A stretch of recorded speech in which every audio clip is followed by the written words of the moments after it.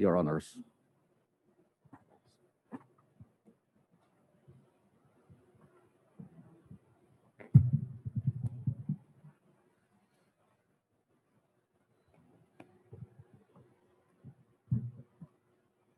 Yes, is your raising your right hand, Tony Molo?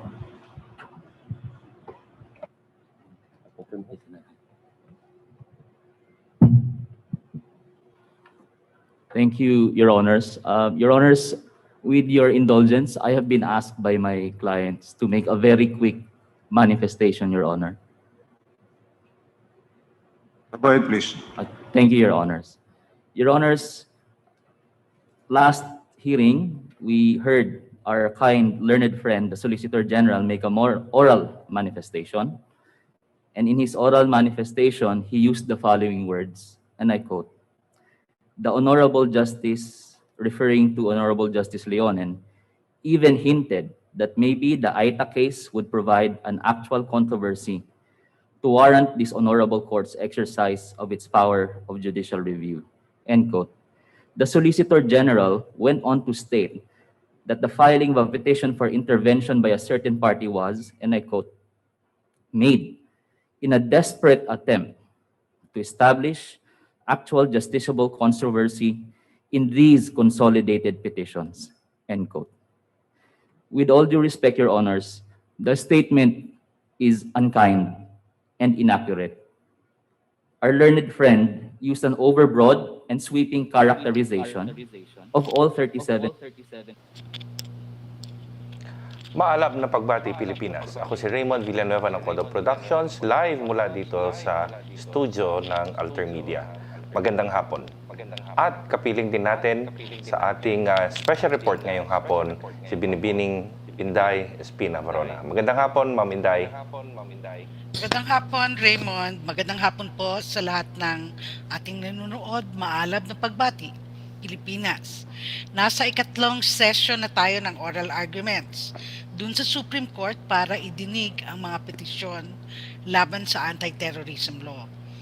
Now, isang araw bago ang oral arguments kahapon, kinulong ang isa sa mga petitioners. Hinuli si Chad Buok sa Cebu City sa isang tinatawag ng gobyerno na rescue operation di umano para sa mga batang lumad. Si Chad ay isang volunteer teacher ng mga kabataang lumad. Hanggang ngayon, nakadetini pa siya at 24 na mga kasama at walang kaso, bagamat nakausap na din nila ang kanilang mga abogado. Noong huling hearing, naging controversial din ang oral arguments dahil sa opening pa lang, may pasabog daw si Solicitor General Jose Calida. Ang pag-urong umano ng dalawang aitang kinasuhan ng anti-terror law ng kanilang petition for intervention.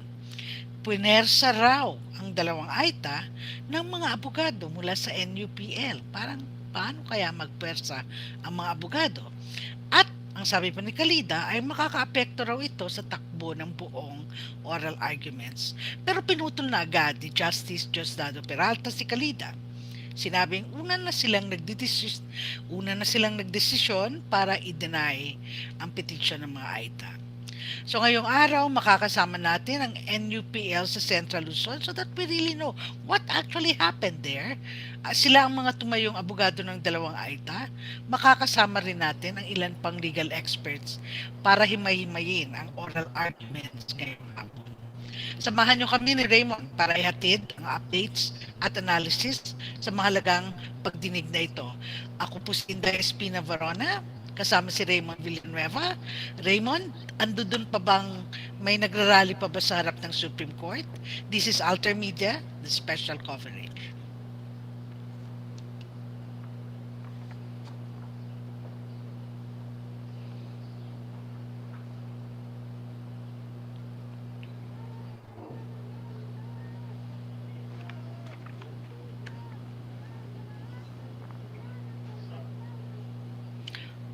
So nagrarally pa rin. Over to you, Raymond.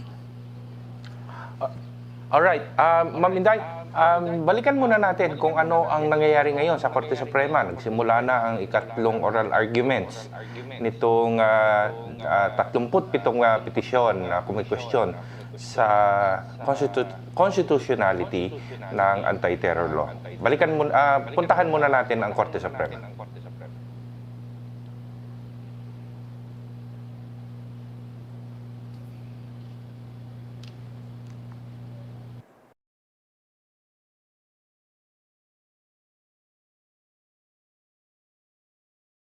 The pertinent allegations in the petitions, including that of petitioners Justice Carpio and Justice Carpio Morales, establishing the elements of justiciability and compliance thereto. To begin with, legal standing has many forms, and actual case or controversy in constitutional law is not the same as pending case, but we will expound in our memorandum, Your Honor. Are you Second, true? Are you true? just a few more, Your Honor. Second, the premises of petitioner Justice Carpio for the facial challenge are matters of record and uncontested. Besides, questions during oral arguments are meant to explore and test a position, and therefore, with all due respect, it is premature and improper to even allude that those questions indicate prejudgment or that a justice has validated one's legal position. And finally, Your Honor, we would like to believe, of course, that the statements were unintentional. But we make this manifestation to clear the air and hopefully prevent further confusion. That is all, Your Honor. You may include that in your memorandum. Yes, Your Honor, we will also file We a...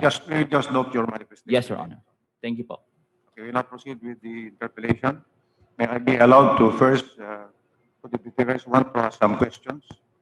May I request Dean Jokno, Colonel Jokno, please.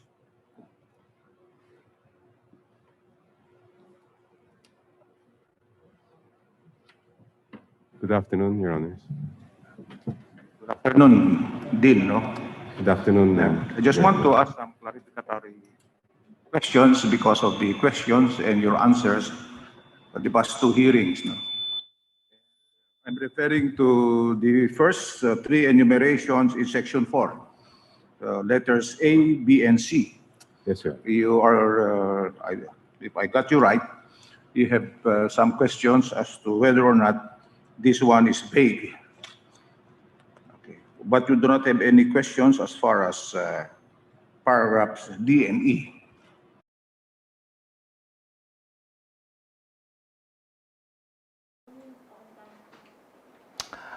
At ating nga pong narinig na nag-uumpisa na ang ikatlong sesyon ng pagdinig sa 37 petisyon sa kontra sa anti-terror law na ito. At hindi pa nagpipresenta ang Office of the Solicitor General, ay humingi na ng pagkakataon ang mga abogado ng mga petitioner to make manifestations. At nagpapatuloy pa rin ang pagdinig niyan. Samantala, nasa linya na natin si Attorney Bonifacio Cruz, membro ng National Union of People's Lawyers mula sa Central Luzon. Ma'am Day? Attorney, magandang hapon po. Attorney Cruz. Because in the enumerations under the old law, there are several.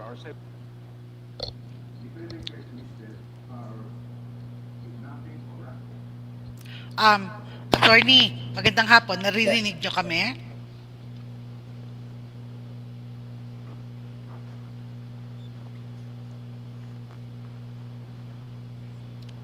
Parang hindi pa tayo naririnig ni Attorney. Attorney?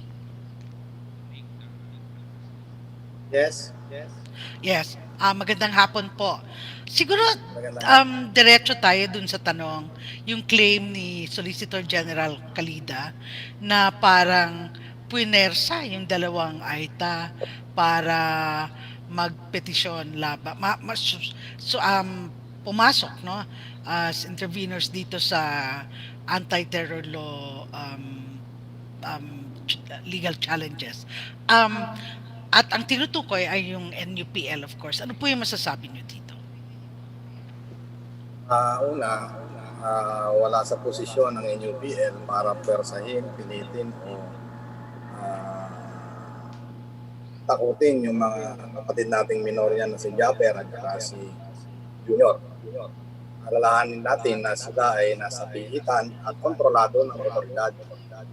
At nung panahon na ipinapaliwanag sa kanila yung tungkol sa petition for intervention, halos nandoon yung mga otoridad ng ating BBMP. Habang masusing pinapaliwanag sa kanila ni Atty. Jun Oliva ang nilalaman at ang magiging tulong nito o benepisyo ng mga kapatid nating minorya na si Japper at Junior tungkol sa kasong kinakaharap nila na violation ng anti-terrorism law na ngayon ay nililitis sa branch 97 ng RTC ng Olongapo.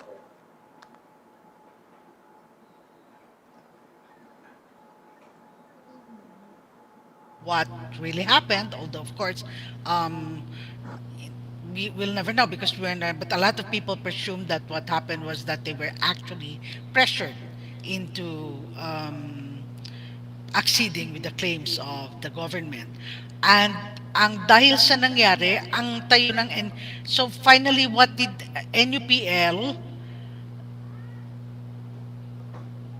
does it remain the council or has it withdrawn as council? Para lang maklaro ng mga tao. Nag-withdraw po tayo bilang council dahil nung panahon ng hearing nung nakaraang February 7, ang nangyari po ay pinamili nila sa pamamagitan ng virtual appearance ng ating mga kapatid na minorya at ang itinuturo nila ay NCIP at ang PAW. At ang sabi naman ng court, hindi po pwedeng maging counsel ang NCIP dahil sa mandato ng batas, wala silang otoridad upang umandel ng mga ganong klase ng kaso. So ang PAW naman ay inappoint ng court as counsel de officio. In that instance, wala na pong choice ang NUPL but to file a motion to withdraw as counsel and pray for to be relieved from any responsibility and duty as counsel on record. But still, yung kanilang pong mga asawa na mga minor de edad po na ngayon ay mga CICL or considered children in conflict of law ay nananatili pong kami ang ng mga abogado. Ang NUPL pa rin po ang nananatiling mga abogado ng sabi nga asawa na minorya. Kaya makikita po natin doon yung irony ng pagpipilit ng gobyerno na kuhanin ng pag-handle ng kaso ng mga asawa nila na si Japper at si Junior Ramos. Pero sa kabila ng ganong sitwasyon, nananatili po sa amin yung kanilang mga asawa na kung saan pinakikita lang na interesado sila doon sa kasong anti-terrorism law na gusto nilang tabunan o pahupain yung init na dala nito doon sa Korte Suprema. Bagamat sinasabing na-dismiss na yung kaso sa Korte Suprema, tulad ng sinasabi ni Chief Justice Peralta, na-serve pa rin ang purpose ng pagpapile ng petition for intervention sapagkat nagkaroon ng judicial notice ang ating Korte Suprema at ang mga justices nito na mayroong actual na kaso na nangyari na sa pag-implement ng Anti-Terrorism Act of 2020 at ang mga biktima nga nito ay ang minoryang kapatid natin si Japper at si Junior Ramos. So, naka-engineer kasi ang task force na National Task Force to End Local Communism para siraan ang NUPL. Kasabay nun, yung panggigipit sa mga kapatid nating minorya para pumitaw sa NUPL bilang kanilang mga abogado. Nang sa ganon, madali nilang makontrol ang sitwasyon kung sila mismo yung hawak ng kaso. Ang sabi nga natin, wala tayong intensyon na hindi bigyan ng katarungan ang mga kapatid nating Aita. Nandoon ang NUPL para palayain sila. Unang-una nga, lagi natin sinasabi kung bakit sila nandun ngayon sa kulungan, lagi natin sinasabi ang tanong, sino po ba ang umaresto sa kanila? Sino po ang nag-file ng kaso ng anti-terrorism law violation? At sa kalaunan pa nga, nung panahon na hinuli sila, hindi po binabawi ng dalawang kapatid nating minorya na sila po ay tinorture. Dinitalye po nila kung paano sila tinorture, kasama ng kanilang magulang na si Manuel Ramos. Thank you. That was very clear. But teka, well, we can only pray siguro that the PAO will serve them well, although we have to acknowledge, of course, that there are many good PAO public attorneys across the country. Yes. Actually, nilinaw din po natin na wala tayong naging problema sa PAO. Ang may problema tayo sa NCIP, na kung saan ang spokesperson mismo ng ng NTF and Local Communism ay director din po ng NCIP. Naniniwala po tayo sa integridad ng PAO. Actually, kung wala pong lumitaw na anumang abogado katulad ng UPL, ganun din po ang kahinat na i-appoint as counsel to issue po yung PAO para i-handle po yung mga kapatid nating media.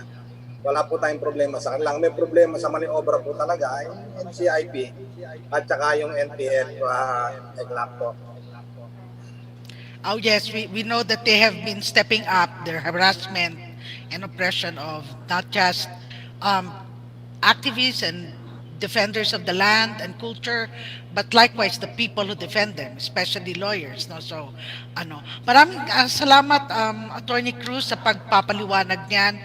Baka si Raymond, meron ka pang mga tanong kay Attorney? Yes, Inday. Attorney Cruz, pag sinabi mong nag-serve ng judicial notice itong kaso ng dalawang AITA, ano ang ibig sabihin nito? Magiging bahagi pa rin ba yung kanilang kaso doon sa opisyal na paglilimian o deliberasyon ng Korte Suprema kaugnay nitong mga petisyon na kumokontra sa anti-terror law? Ang petition by itself is no longer be considered as part of that filing of cases, the 37 cases of questioning the constitutionality of of this ATA 2020. Ang ibig ko sabihin doon, nagkaroon ng judicial notice. Nakarating kasi sa Supreme Court mismo yung petition for intervention ng mga kapatid nating minorya na si Japper at si Junior. Ibig sabihin lang din noon, nalaman mismo sa pamamagitan ng petition na yon na mayroong actual na controversy o may actual case na kung saan ay may nabiktima yung ATA. Patuloy na yung magiging laman ng mga oral arguments sa ating Supreme Court.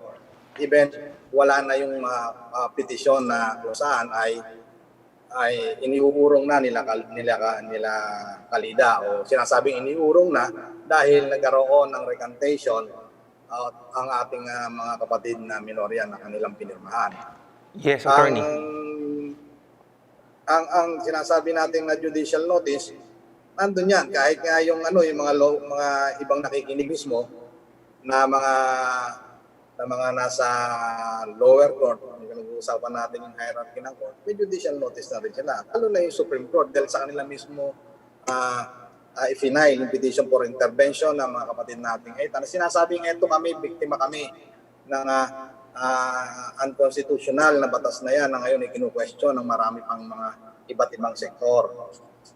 Alright, hintayin siguro natin kung paano makakaapekto itong dalawang kaso, itong kaso ng mga AITA doon sa magiging desisyon ng ating mga hukom. Pero sa kabilang banda, paano naman ano kaya ang epekto nitong pag-deny ng Korte Suprema doon sa inihahandang entrada sana ng Office of the Solicitor General to announce that yung dalawang biktima ay nag-withdraw na ng kanilang kaso. I mean, paano nito maapektuhan naman yung kausa ng Office of the Solicitor General ngayong dininay naman ng Korte Suprema yung petisyon ng mga AITA?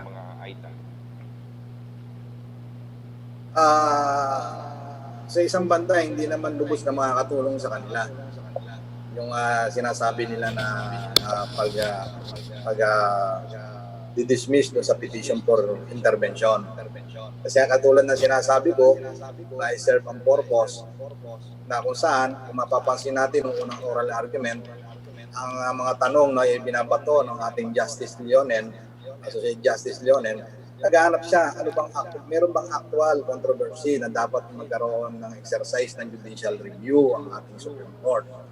Ito na yung nangyari sa ating mga kapatid na minorya na si Japper at si Junior Ramos. Sila yung mukha na hinahanap ng actual controversy ni Justice Leonen. Kaya makaka-apekto talaga siya. Malaking bagay siya. Actually, hindi lang sila. May mga sumunod pang inaresto ngayon na miyembro din ng mga indigenous people na kinasuhan ng pagtabag doon sa Anti-Terrorism Act of 2020. Right, attorney. Isa pang tanong mula sa akin. May kasabihan tayo na merong tinitingnan at merong tinititigan. Sa tingin mo, anong ibig sabihin na yung mga petisyon na inihahain ng National Union of People's Lawyers, yung tila tinititigan dito sa kaso ng anti-terror law na ito? At yun nga mga kliyente ninyo, na mga AITA, yung gustong pambungad pa ni Solicitor General Jose Calida sa kanyang pagdepensa naman sa anti-terror law. Ganyan din. Kung maalala natin yung sa writ of kalikasan ng mga mangingisda ng Zambales at saka ng Palawan, ganyan din naman ang ginawa niya na kung saan ay umaatras ang mga nag-file ng petition, katulad ng petition para sa writ of kalikasan, at ngayon nga yung petition for intervention na pinail naman ng ating mga kapatid na minorya. So, yun.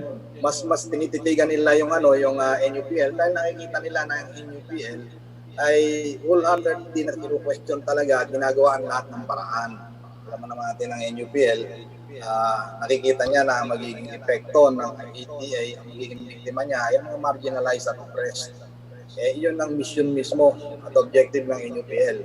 Paglingkuran ang ating mga marginalized at oppressed people at nag-extend ito ng kanyang legal services para sa mga tao nito. Alright, Attorney Bonifacio Cruz, National Union of People's Lawyers. Maraming salamat sa pagsagot sa aking mga tanong. Baka may follow-up questions pa. Inday? Yes, just one more question, attorney. Just to clarify, so that people are clarified, no? So, wala na yung petition sa Supreme Court. The Supreme Court did not accept it, and at the same time, you have withdrawn, the NUPL has withdrawn as counsel because nga by the circumstances. But siguro to reiterate lang, I just want to be sure na itong dalawang ITAS ay hindi nag-recant dun sa testimonya nila sa nangyari sa kanila. They still hold that what happened to them really did happen to them. Okay, so very briefly lang, what are they still standing on? Ano ang mga pertinent facts na nangyari sa kanila na I'm sure alam nyo na kasi ang NUPL ang unang naging abogado nila. At alin dito ang matatawag natin na things to watch out for, especially because of this anti-terror law? Yung mismong paghuli sa kanila noong August 21, 2020 at ang paghawak sa kanila o pagpigil sa kanila sa loob ng 6 na araw. Na kung saan yung serye ng 6 na araw na yan ay ginamitan sila ng isang systematic pagtutorture sa kanilang physical na katawan. So, makikita natin na yung anti-terror law, implementation nito, ay ang target nito yung karaniwang mamamayan, lalo na yung mga progresibong organisasyon o ng ating mga mamamayan sa iba't ibang sektor. Pati nga kami mga abogado, hindi kami ligtas. Kasi ang mangyayari niyan, dahil tinutulungan namin sila, sasabihin, nag-i-aid kami sa mga terrorist di umano. So, kasama kami sa pro-proscribe, kasama kami sa mga red tagging nila, which definitely systematic oppression of the state just to survive and use this ATA 2020 to repress the freedom of speech, the right to organization, and all progressive front organization of the people to seek justice and progress in our society.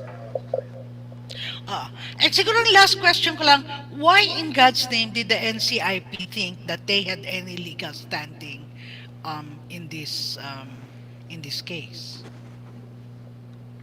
Actually, the court did not allow the NCIP to handle the case for the record.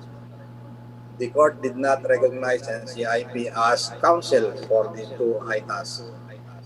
Even during our deliberation, even during the time that we are on the counsel on record, di po sila kinilala ng korte na sila ay mga magiging lawyer para magrepresenta doon sa ating mga kapatid na minorya.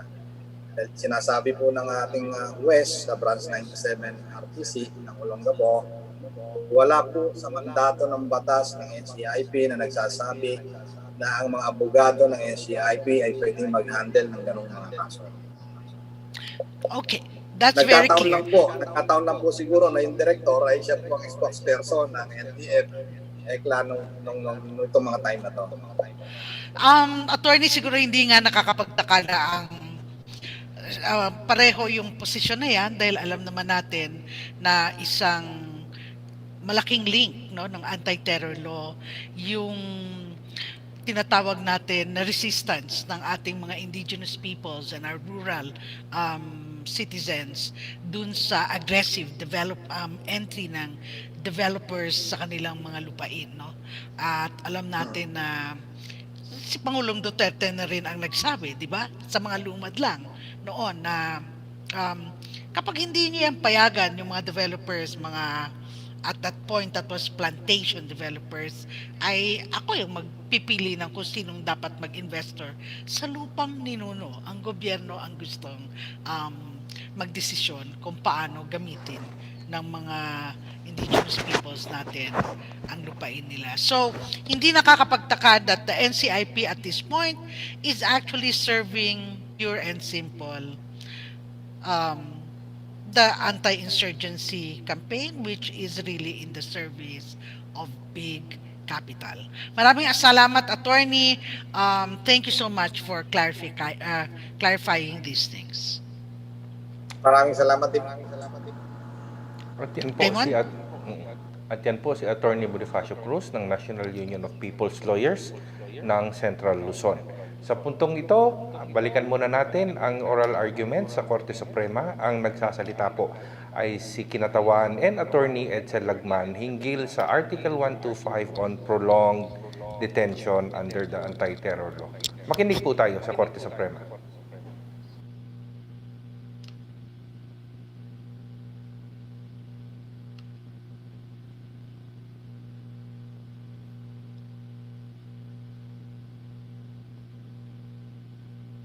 And the Senate antedated the bill in the House.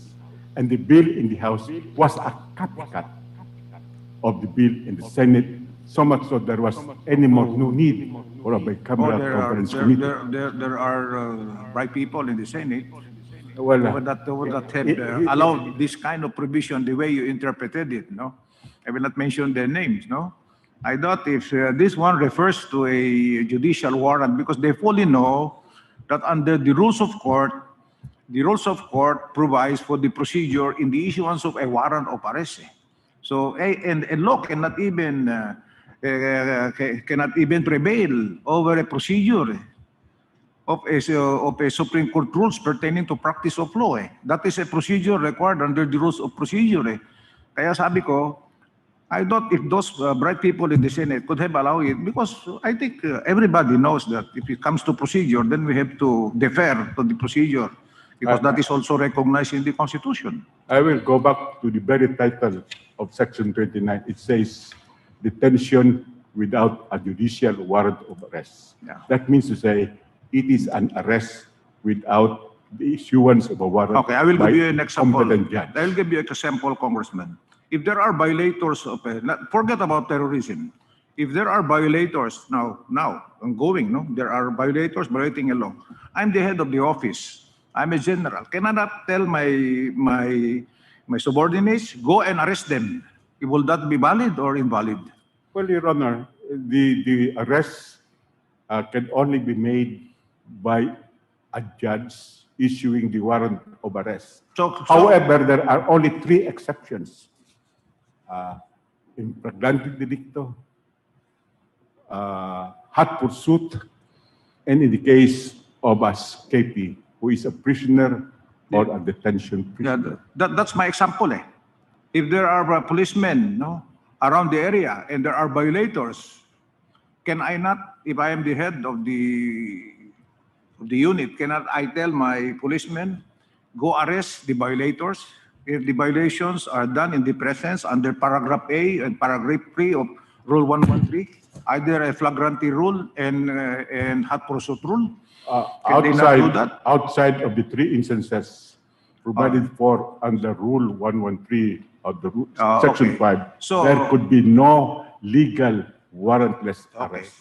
So if the head of the office instructs or orders his subordinates to arrest a person in hot pursuit or in flagrante delicto, that will be okay. That will be okay, Your Honor. That is Okay, so within the rule. we do not have debate on that. Okay. So that's all, Congressman. I'm done. Thank you very much. Thank you, Your Honor. for Thank you. this Thank you. opportunity. Thank you again. Thank you again. I am done. Any interpolator? First, ano muna? Okay. Justice Mon Hernando. Thank you very much. Chief. Just 2 or 3 questions by way of continuation of my questions last week. May I please call on Congressman Colmenares to answer my questions?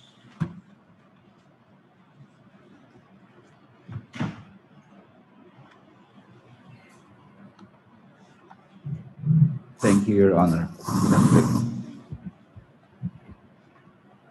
Good afternoon, Congressman Good Colmenares. afternoon po. It's all right to ask you about Section 4 of the ATA. Yes, you can ask me of that, All right. even if the clusters are different. I recall someone amongst you mentioning that what Section 4 penalizes is mere intent. Yes, Your Honor. It has been discussed by Attorney Jokno, but we also support that contention, Your Honors, please. Yes. If you would read Section 4, it would appear, at least to me at this time, that it's just not intent that is penalized. There has to be an act. Correct, Your Honor. Because, for instance, in Section 4A, it says, engages in acts Yes, Your Honor. intended to. Okay? So that should not mean that the law punishes intent in itself. I think, Your Honor, what we are asserting is this. The definition says any act could be a legal act, it could be an illegal act, it depends. The fact that it can encompass an illegal act does not cure the fact that it can also encompass a legal act. So in this case, Your Honor, we are saying that we are committing a legal act. It's not illegal. But because of the imputation of the intention and the purpose, then it becomes terrorism. As an example, Your Honor, please. I call for a huge rally. The huge rally paralyzed traffic. And then our demand was that the president should step down from Malacanang.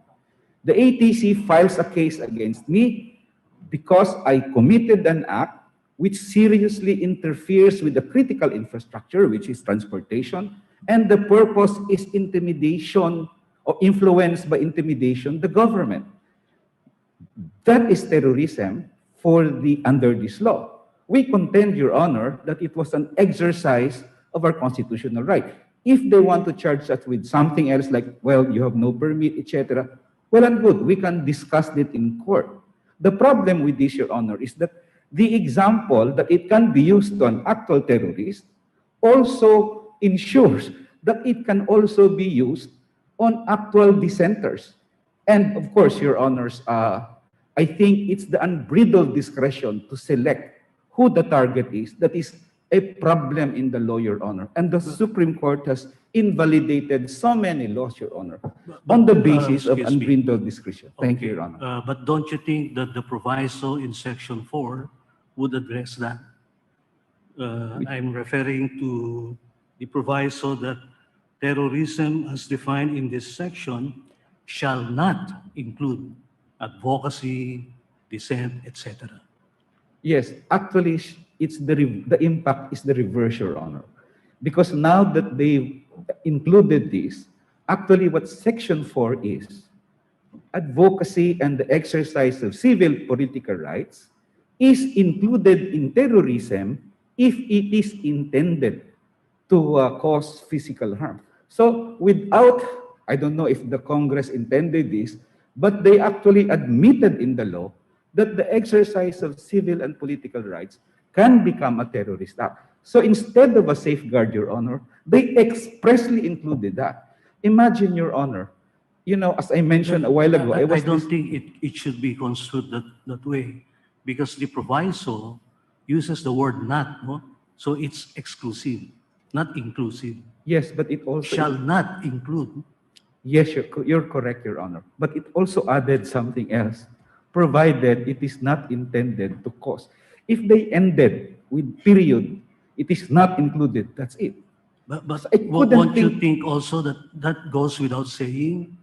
Because even if it's not included, the phrase which are not intended, then a law enforcer could still arrest people if the rally would turn into a murderous rampage, no? Your By the Honor, rioters. Your Honors, please. I was describing EDSA a while ago, actually.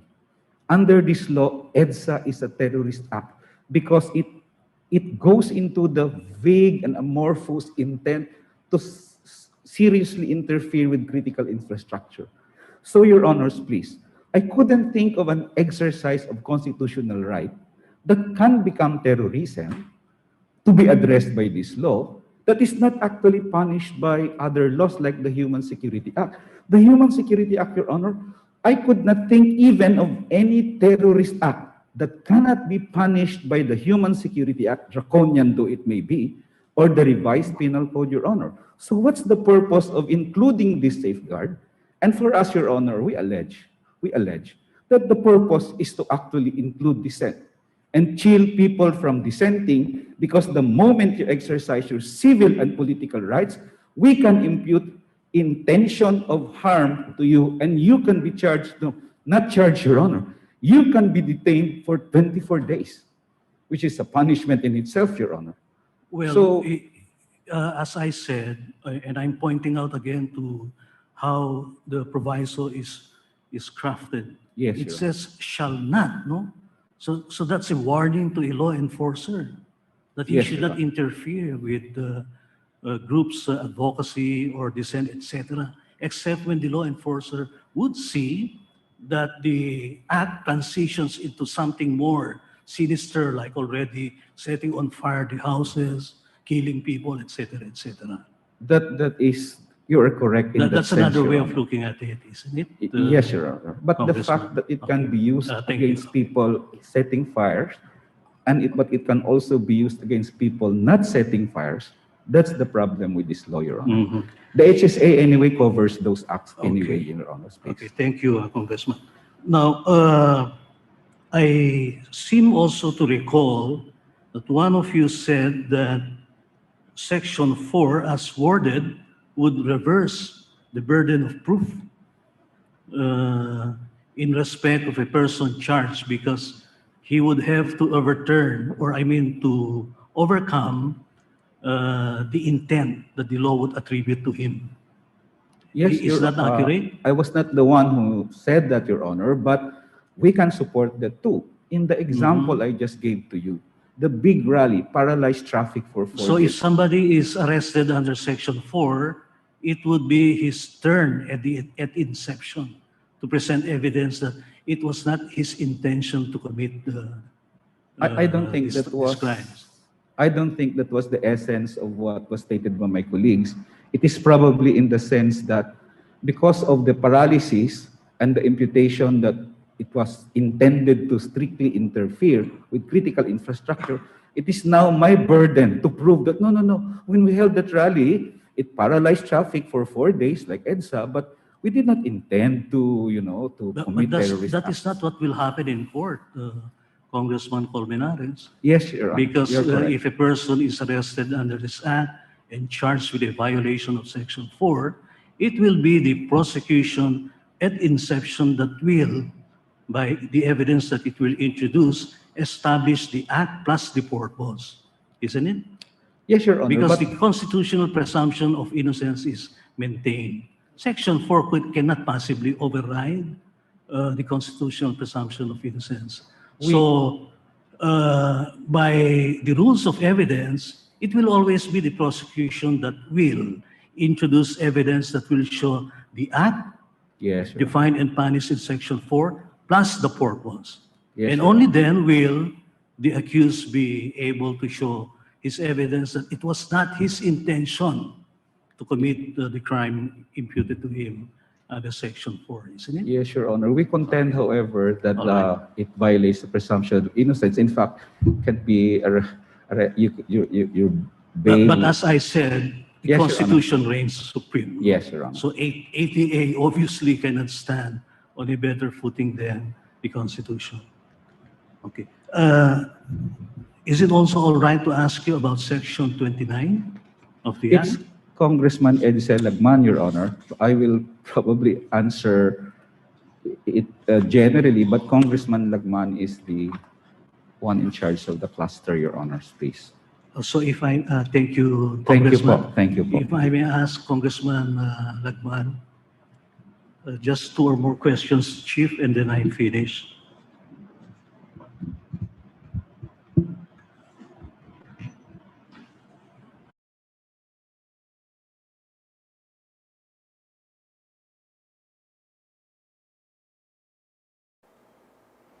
At nagbabalik po tayo dito sa special report ng AlterMidya kaugnay ng ikatlong oral arguments sa mga petisyon, kung may question sa anti-terror law. Napakinggan natin si Associate Justice Hernando na nag-interpellate kay dating Bayan Muna Representative Attorney Nery Javier Colmenares. Very interesting ang nagiging usapan ngayon at personally, nakikita ko na mas nabibigyan ng pagkakataon ng mga abogado, ng mga petitioner na magpaliwanag ng kanilang mga argumento kaugnay ng mga petisyon na inihain sa kataas-taasang hukuman.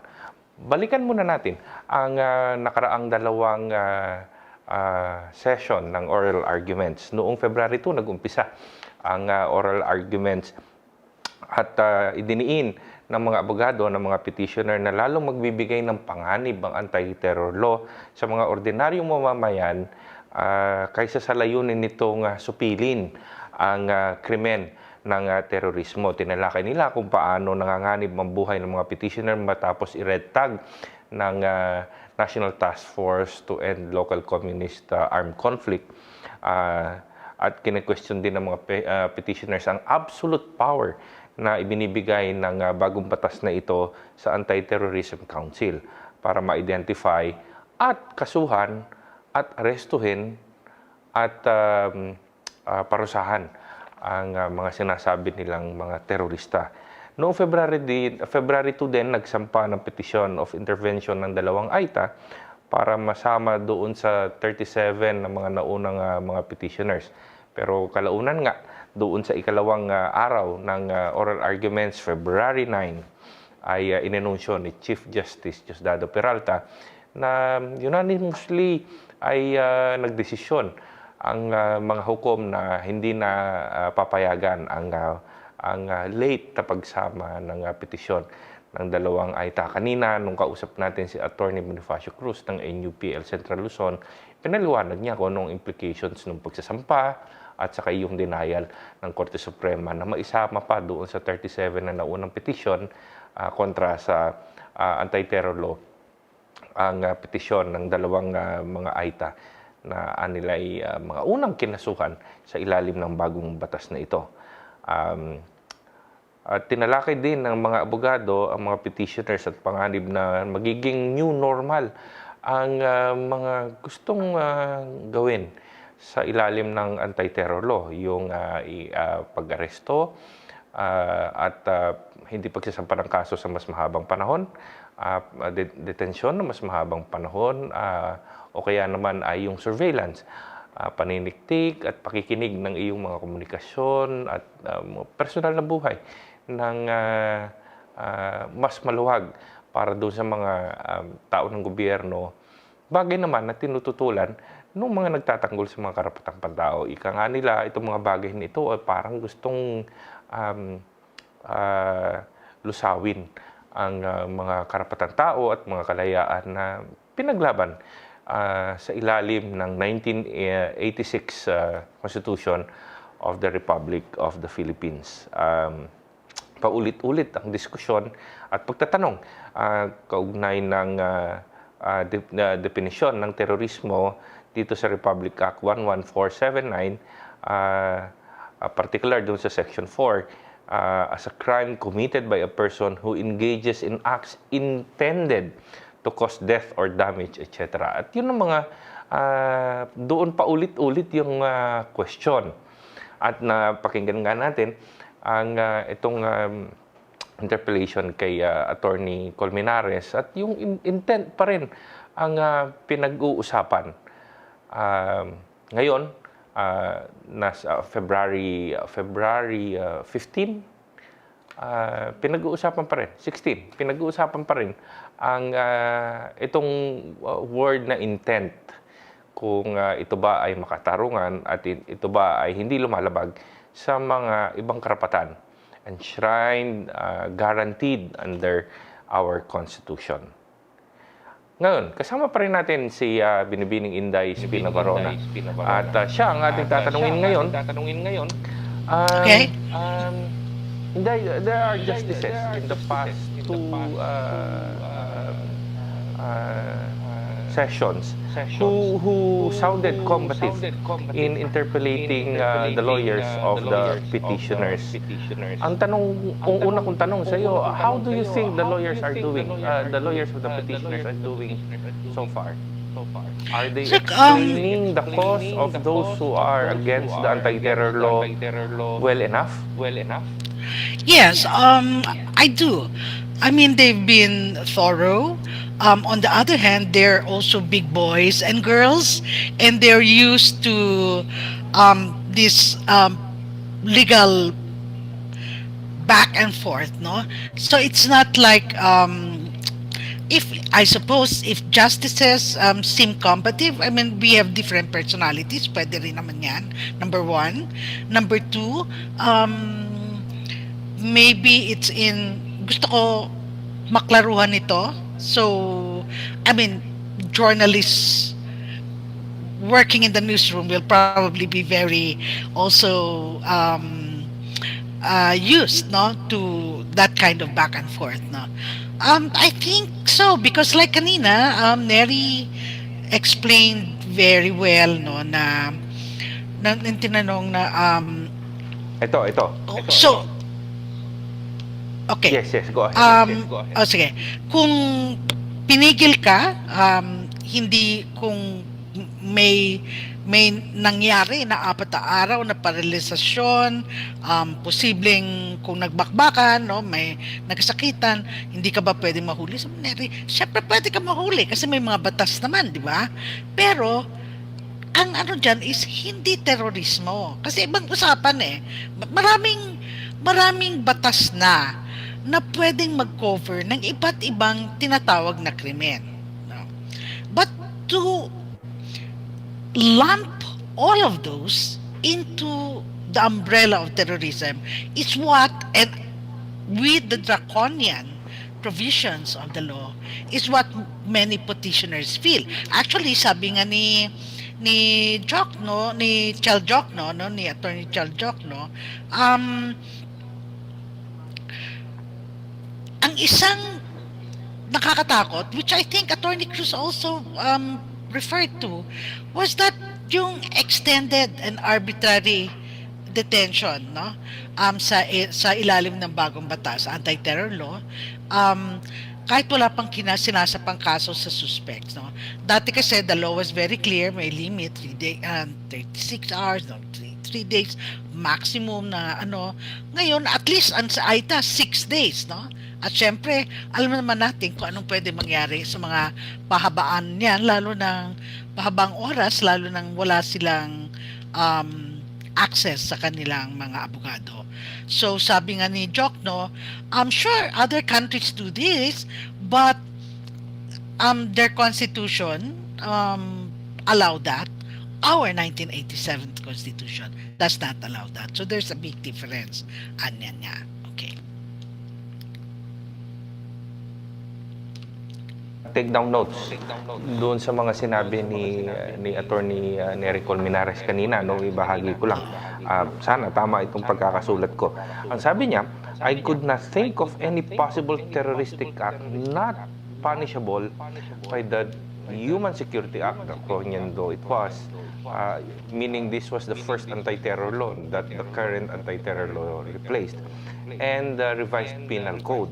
At paliwanag pa ni Attorney Colmenares, it could not be the current law, it could be against or used against people setting fires to houses, but it could also be used against people not setting fires. No, this was his reply to questions from Associate Justice Hernando, na meron naman daw mga proviso doon sa anti-terror law that safeguards human rights. And Attorney Nery Colmenares said, tama naman meron, pero kung ang intensyon ng bagong batas na ito ay parusahan yung mga nag-iisip na mag-commit ng terrorism, ang danger nga kasi pwede din gamitin ang anti-terror law doon sa mga inosente naman o walang kaplano-plano na gumawa ng mga terroristic act. Kung ganito ang klase ng pagpapaliwanag, and the petitioner's lawyers are given enough time to explain, hindi yung nababara sila bago pa sila makasagot, tingin mo nagiging receptive ba naman ang ilan sa mga associate justices na ganitong uri o ganitong klase sila magtanong? I don't know. I've followed, I've covered court cases. So I'm not really particular about the men or the ng mga justices, no, because I have seen instances of a very, very, very tough judge who was very, very, very tough on the lawyers of the defense. This was was an activist who actually ruled for the activist. No, so we don't know that, you know. I think because it's live stream, sometimes we can be like, but if the questions allow people to explain, then that's okay. I don't really think that it's reached a point where anybody has actually been shackled by the act of questioning of justices. And gusto ko lang mabalikan yung sinabi ni Nery kanina. That's actually very good yung sinabi mo, yung totoo, pwede yan magamit sa mga nagsusunog dyan, mga arsonistang gustong magsunog para matakot ang sambayanan. Pero ang problema is, magagamit rin ito sa mga wala talagang intensyon na at ang kasalanan lang ay ang magtuligsa, no, at magpursige ng dissent against an abusive government. Yun ang so far. So parang inaano rin to kasi ang problema kapag ang isang batas, no, ay ipinapanganib, no, ang mga inosente, medyo tagilid na batas yan, no. Ang pwede kasing gawin is ang dami mong pwedeng ihabla sa mga totoong teroristo, no? Because there are clearly, if they're planning a terrorist act, then you state what exactly are the acts that they're doing, planning, and why it constitutes terrorism. But to say that advocacy, and so many civil liberties are okay, except, sabi ni Neri, pag hin- yung hindi sila tumigil dun, period. Because by right, civil liberties should be legal under whatever circumstances. Walang ano yan eh, like freedom of expression, for example, it's very clear. But when you start saying na hanggang dyan ka lang legal, kapag feeling namin may intention ka, terorista ka na, ibang usapin na. And this is the really grave danger that the petitioners are saying. That puts us quite nicely doon sa susunod nating kakausapin. Inday, si Attorney Eric Cruz ng NUPL pa rin mula sa Central Luzon. At yun ang mga itatanong natin sa kanya. Ano ang context, ano ang background, kung bakit ipinipilit ng Duterte administration yung firm na implementation ng anti-terror law, samantalang sa kabilang banda, marami sa mga petitioners naman, o maraming mga organisasyon at mga individual ang mag-iit na dapat ideklara ng Korte Suprema na unconstitutional itong batas na ito. Kapiling natin sa pamamagitan ng internet si Attorney Eric de la Cruz ng NUPL Central Luzon. Attorney Eric, magandang hapon.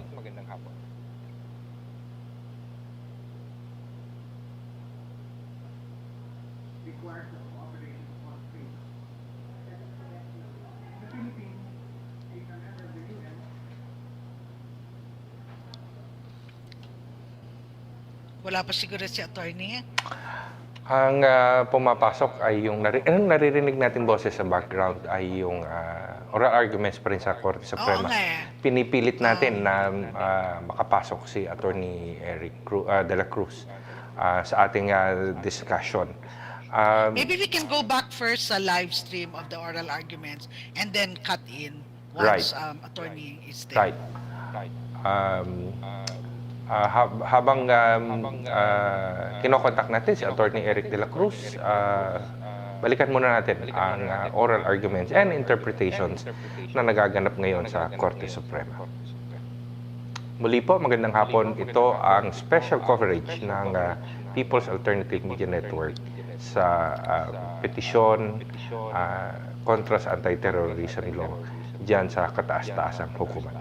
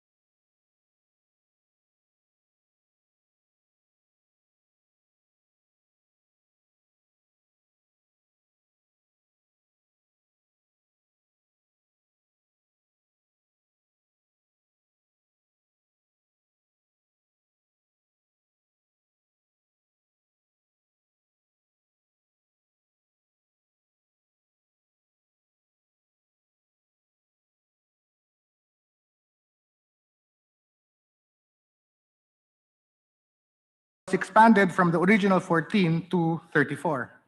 That's correct, Your Honor.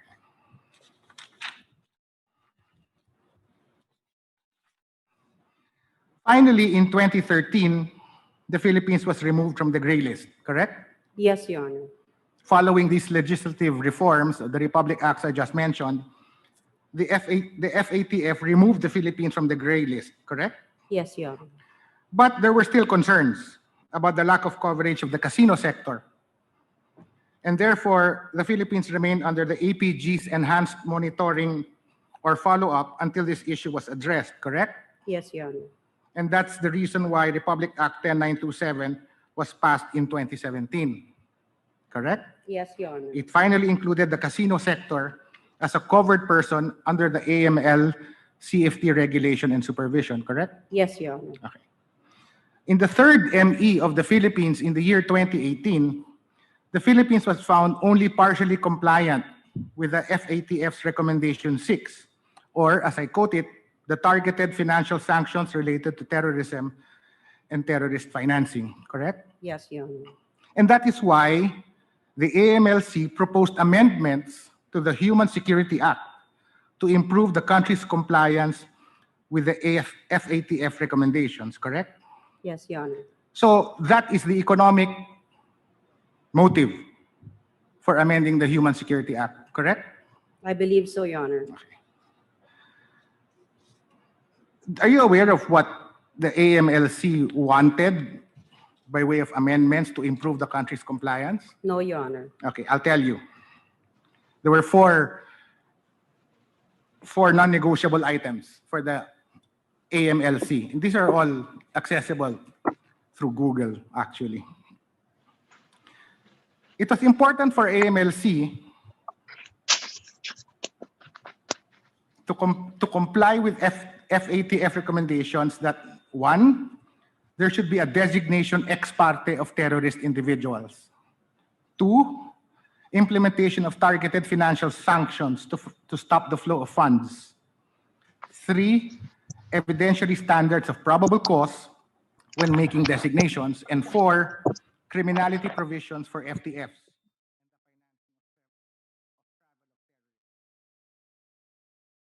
And for my research, the amendments to the Human Security Act eventually became the ATA. Can you confirm that? Yes, Your Honor.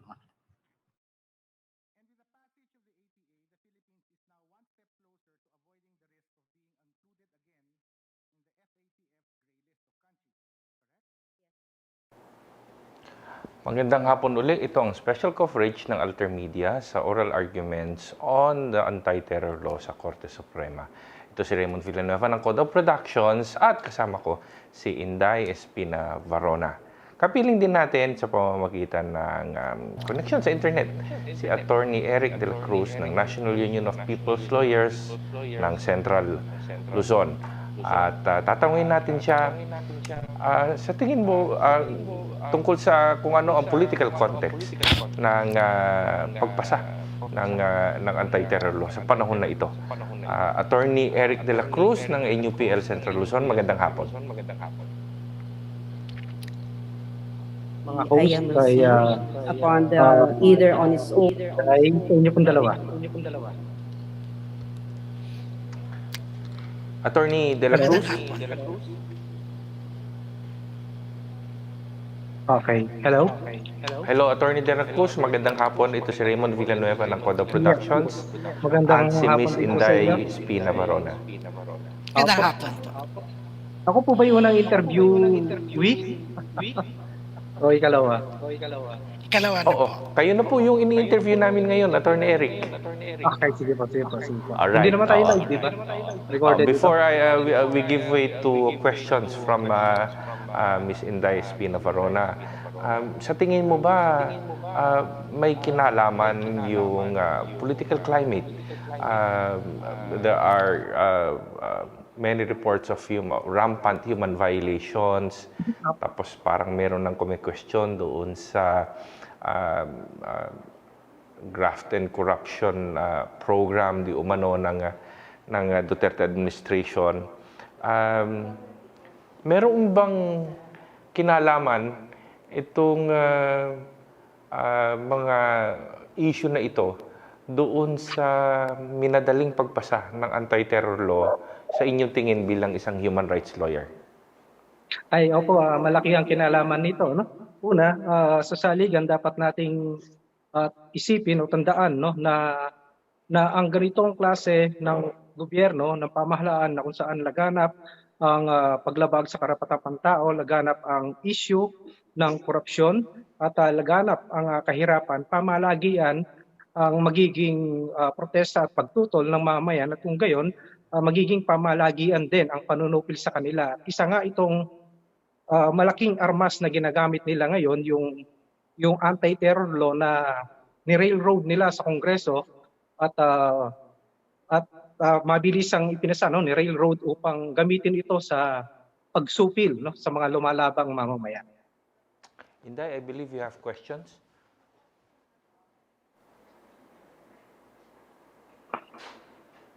Hello? Yes, Inday. May mga tanong ka para kay Attorney Eric de la Cruz. Opo. Natin dun sa the back and forth usually focuses on bakit whether ang mga civil liberties ba, including the right to protest and all that, siya ba talaga ay endangered or siya ba ay protected ng batas na to? So there are two, no, may contention na nakalagay naman protected, di ba? Pero ang sabi naman ng, of course, those who have filed the petition is, teka, pero ang labo ng pagkalagay dahil sasabihin mong protected, pero kung sa tingin mo merong intensyon ay hindi na siya protected. Exactly from in a layman's point of view siguro, attorney, para maunawaan ng bakit ba delikado ito? Napakadelikado nito dahil unang-una, napakalabo ng definisyon ng terrorism. Ito yung lagi nating sinasabi sa mga sa ating mga press release, kung bakit natin tinututulan ng anti-terror law. Unang-una, napakalabo ng kanyang terrorism, ng kanyang definisyon ng salitang terrorism, no?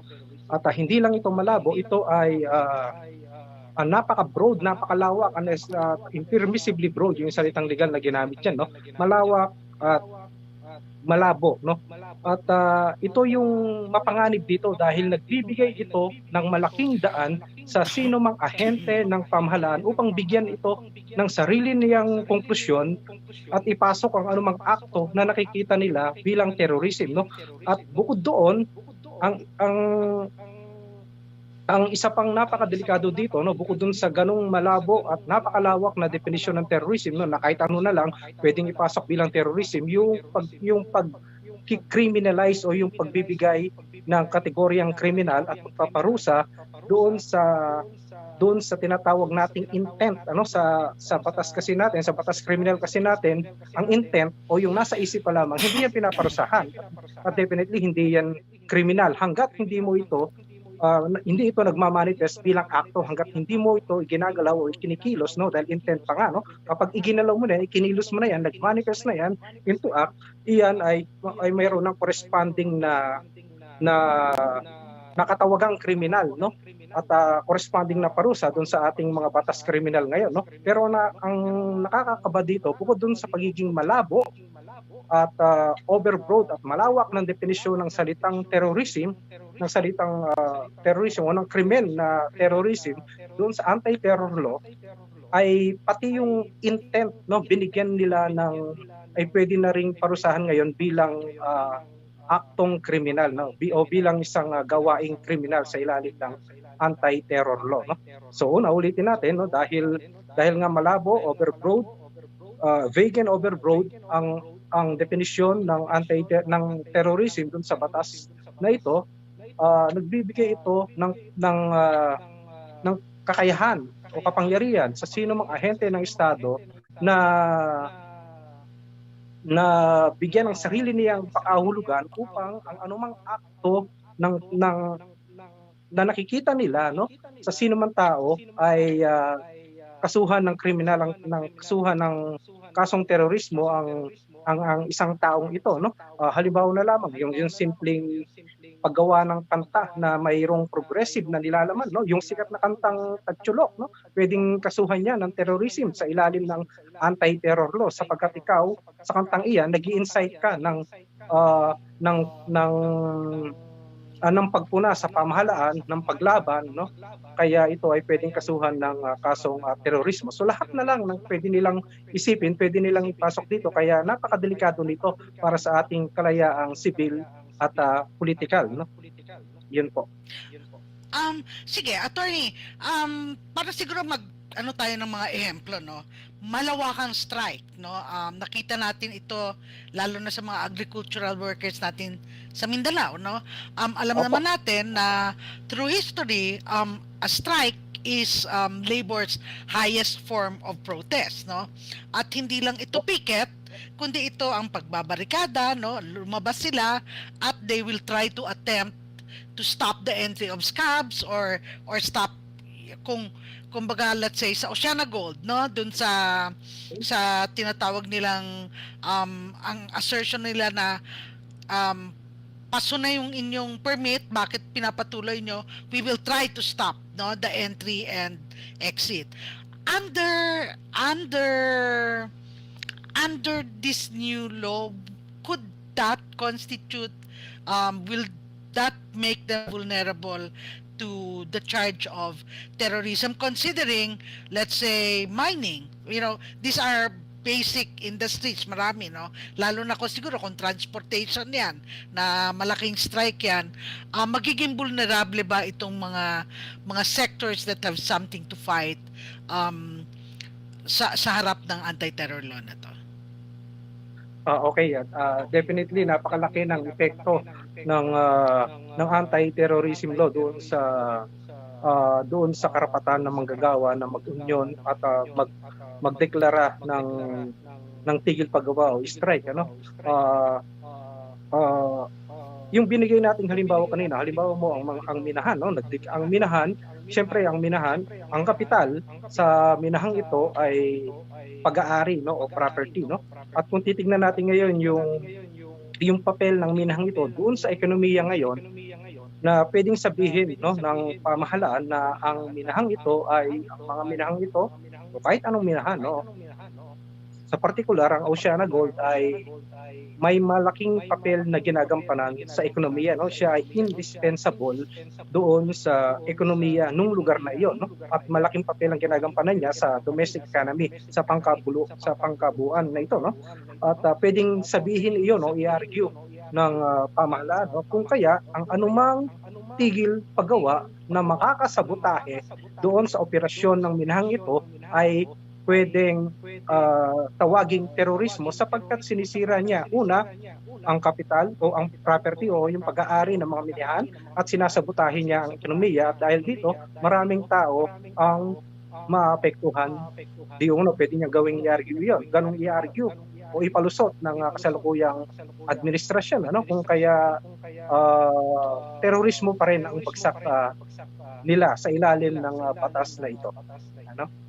At siyempre, bukod doon, yung pangkaraniwang nangyayari pag may tigil paggawa, pag may strike, no, sinasadya ng kapulisan, ng mga militar na isabotahe ito pagpasok, no, ng mga manggugulo upang magkaroon ng violence o ng sakitan. At pagka nagkaroon na ng sakitan, papasok na naman iyan sa napakalawak na definisyon ng terorismo sa ilalim ng anti-terror law. Kung ngayon, ang lahat ng mga taong nandun sa picket na yon, sa picket line, sa strike, ay pwede na rin kasuhan ng terorismo. So ganon kalupit, ganon katindi ang batas na ito. Siyempre, particular, ganon kalupit ang epekto niya dun sa karapatan ng manggagawa na mag-union at magtigil paggawa. Okay, thank you, Attorney Raymond. May tanong ka pa? Para kay Attorney De La Cruz. Attorney, gaano ko importante para sa gobyerno na itulak ang isang mas mahigpit na anti-terror law sa panahon ng pandemya?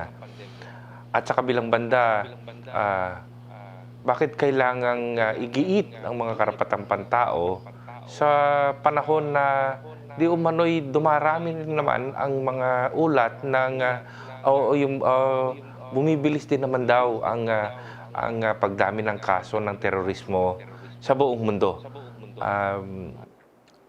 Alin ba sa dalawang ito ang kailangang manguna kung mayroon man, attorney? Sige. Ang unang tanong ay gaano halaga sa administrasyon, ganun ba? Ang anti-terror law sa panahon ng pandemya, no? Unang-una, sige, sagutin muna natin iyan, no? Sa panahong ito ng pandemya, nakita natin kung gaano kainutil yung kasalukuyang pamahalaan upang tugunan ang batayang pangkalusugang pangailangan ng kanyang mamamayan, no? Simpleng mga relief operations nga lang, hindi niya maisagawa ng maayos. Kulang na kulang kanyang mga ayuda at syempre dun kulang na kulang din yung walang mass testing at napakamalaganap ng pag-iral nung pandemyang ito sa Pilipinas. Actually, isa nga ang Pilipinas sa may pinakamalalang kaso ng pandemya. Hindi lamang sa rehing ito ng Timog Silangang Asya, kung hindi maging sa buong mundo. Kung titignan mo, susuriin mo yung ratio ng populasyon at doon sa mga inflicted ng virus na ito, no? At dahil sa ganyang pangyayari, no, nakikita o nararamdaman ng mamayan na walang ginagawa o inutil ang kasalukuyang administrasyon upang tugunan ang kanilang mga batayang pangailangan sa harap ng rumaragasang pandemya, no? At siyempre, pagka mayroong malawakang discontent, nandiyan ang nagbabadyang protesta, nandiyan ang nagbabadyang social unrest, no? Kung kaya kinakailangan niya ngayon ang anti-terror law na ito bilang panakot doon sa mga nagtatangka na magprotesta, nagtatangka na tumutol sa kung anumang polisiya na kasalukuyang ginagawa o pinapatupad ng pamahalaan na may kaugnayan sa pandemya, no? So, kung sa makatwid, ang anti-terror law ngayon ay armas nila upang supilin panglalo ang naghihirap ng mamayan sa harap ng pandemyang ito, no? Yun siguro ang sagot ko sa unang tanong. Doon sa ikalawa, pwedeng pakiulit? Gaano naman ka-importante, Attorney De La Cruz, na patuloy na mag-iit ang mamamayan sa kanyang mga karapatan sa kabila ng sinasabi ng pamahalaan na dumarami ang kaso ng terorismo sa buong mundo? Sige. Yun ang logical fallacy dito, no? Dahil ba mayroong lumalalang kaso, dumaraming kaso ng terorismo, kinakailangan na ba ngayon na magsabatas din tayo ng terror law upang labanan ito, no? Kahit ano pa man ang katangian ng terror law na ito, no? Una, ang lumalalang kaso ng terorismo ay hindi rin natin tiyak kung lumalala nga sa katotohanan, no? Sapagkat inamin mismo ng mga taga-UN, yung expert diyan sa terrorism, na walang nag-iisang o unifying definition ang terorismo o ang terrorism sa mga bansang mayroon ng terror law o bansang salukuyang humaharap daw sa banta ng terorismo, no? Kung walang nag-iisang definisyon ng terrorism, paano natin ngayon masasabi na mayroong lumalalang kaso ng terorismo, no? So lumilitaw ng isyung ito ay ginagamit lamang nila upang ilusot ang masyadong mapanupil na batas na anti-terror law na ito, no? Well said, Attorney Eric De La Cruz, human rights lawyer mula sa Central Luzon. Maraming salamat sa iyong pagsagot sa aming mga tanong at sa iyong oras. Salamat din po. At yan po si Attorney Eric De La Cruz ng NUPL Central Luzon. Muli po, kayo po ay nanonood sa special coverage ng AlterMidya dito sa oral arguments kontra sa anti-terror law. Ito si Raymond Villanueva ng Code of Productions, kasama si Binibining Inday SP Navarona. At magbabalik po muna tayo doon sa oral arguments sa Korte Suprema.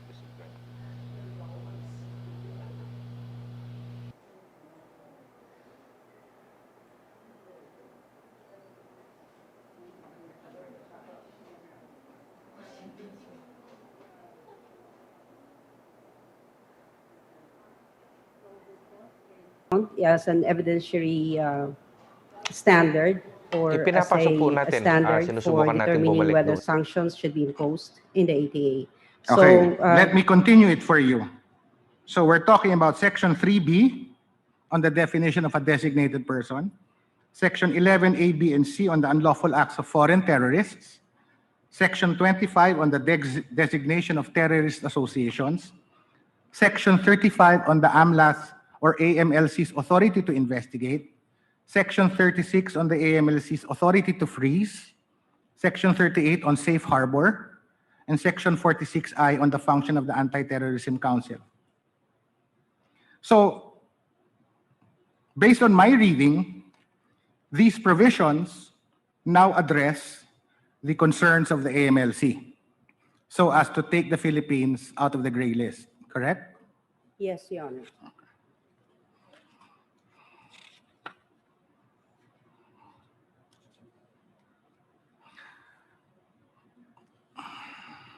Do you know the definition of an FTF? Your Honor, that's financial No, it's a foreign terrorist fighter. Yes, Your Honor. And what's the definition, would you know? It's in the law, Your Honor. It's in the Anti-Financing Terrorism Act. Or It's are you- actually in UNSC Resolution 2178. I'll read it for the record. Defines an FTF as, I quote, individuals who travel to the state other than their states of residence or nationality for the purpose of the perpetration, planning, or preparation of, or participation in terrorist acts, or the providing or receiving of terrorist training, including in connection with the armed conflict, close quote. And the Anti-Terror Act, unlike the Human Security Act, has sought to address this by prescribing foreign terrorists in Section 11, correct? Yes, Your Honor. Okay. Now, aside from the ISIL-linked groups, would you know if the CPP-NPA was also mentioned as a growing threat in the October 2019 ME report? I am not sure, Your Honor. I only know that the ATC has designated the CPP-NPA recently as a terrorist organization. Well, as a matter of provable fact, the CPP-NPA was not mentioned in the October 2019 ME report.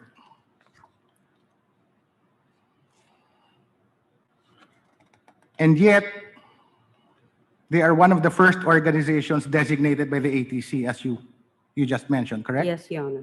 And that designation is by virtue of resolutions issued by the ATC? Yes, Your Honor. That's resolution number 13.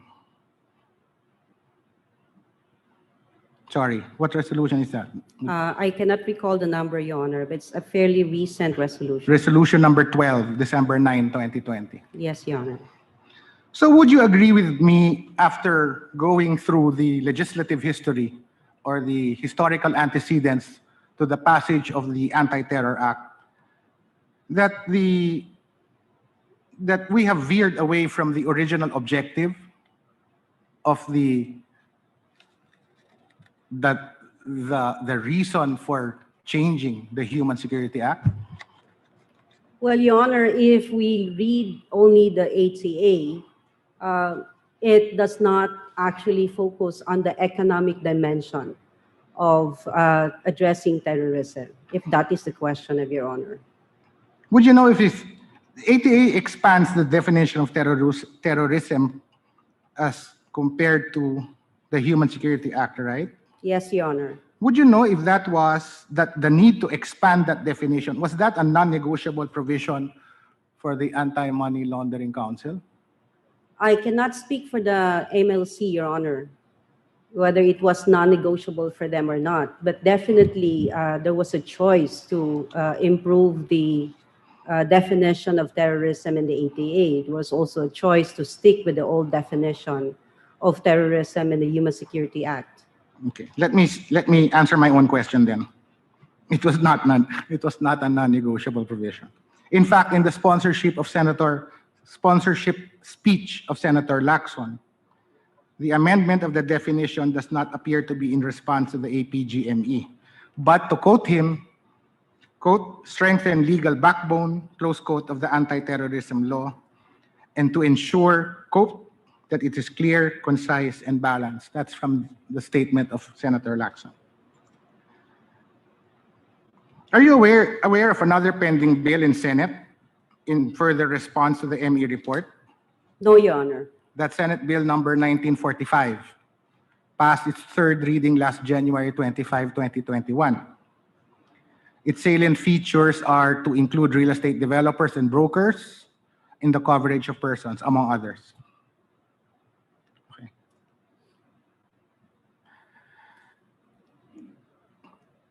Is there an internationally accepted definition of terrorism, Attorney Ursula? No, Your Honor. There's no universally accepted definition of terrorism. In fact, there are hundreds of proposed definitions of terrorism. During the interpellations of the Senate bill, Senator Lacson himself stated that there are over 109 definitions of terrorism. Do you confirm that? Yes, Your Honor. Section 4, it appears to me, was made more consistent with the UN's proposed Comprehensive Convention on International Terrorism. Do you confirm that? I do not think, Your Honor, that there's any a UN definition that is can be considered as closely similar to the definition in our ATA. Well, there is, in point of fact, a Comprehensive Convention on International Terrorism, but it has not yet been signed as treaty, and the states remain in a deadlock over the definition of terrorism. Okay, thank you, Attorney Ursula. Thank you, Your Honor. Can I ask for Attorney Jokno?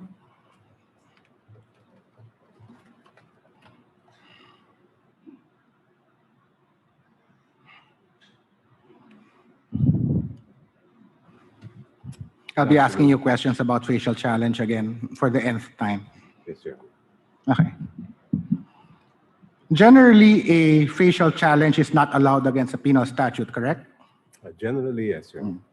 There is an exception, correct? Yes, for statutes that restrict free speech, even if they are penal in nature, Your Honor. That's in Dicini versus Executive Secretary. Yes, Your Honor. What was the law assailed in that case? The Cybercrime Prevention Act, Your Honor. By what remedial vehicle did the petitioners in that case come to the court?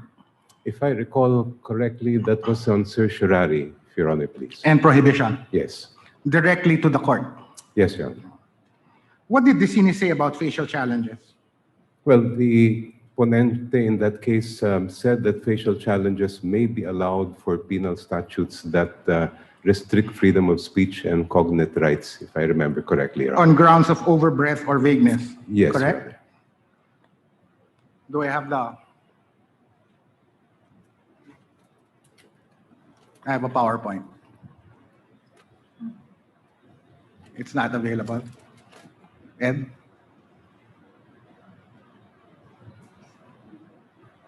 There you go. I just want to make sure that we're looking at the same language.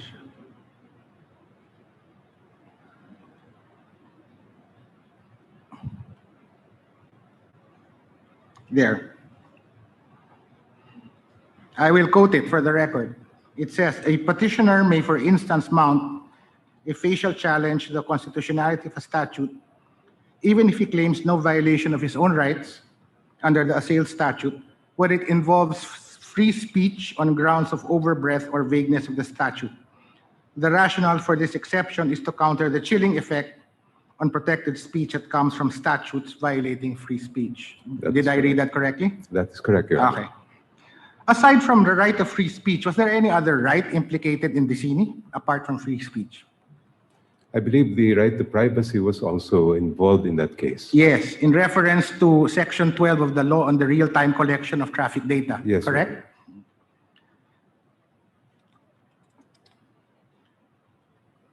Honor. Does the ATA regulate speech? Yes, Your Honor. It's very clear from Section 9, inciting to terrorism, as well as the other sections that create crimes, Sections 5, 6, 8, and 10, which all also refer to speech based on its content, Your Honor, please.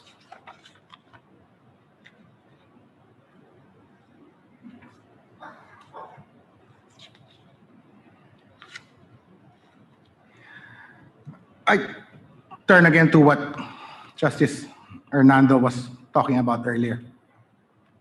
Section 4. It explicitly excludes advocacy, protest, dissent, stoppage of work, industrial or mass action, and other similar exercises of civil and political rights when not intended to cause death, harm, endanger a person's life, or create a risk to public safety. Did I read the law correctly? Yes, Your Honor. It appears to contain a double negative because it says not. That's where I'm going. Yeah. As a general rule, are all forms of speech and expression protected? Not all forms of speech, Your There Honor, are but, there are speeches and expressions not protected, correct? For example, obscenity, Your Honor, would not be Pornography, protected. Yes, Your Honor. seditious speech, they're not, Yes, correct? Your Honor. But everything else, yes, it is protected. Especially political speech, Your Honor. Except that here, under Section 4, it is languaged in a way that is different. It says, all of these acts of free speech are excluded, provided.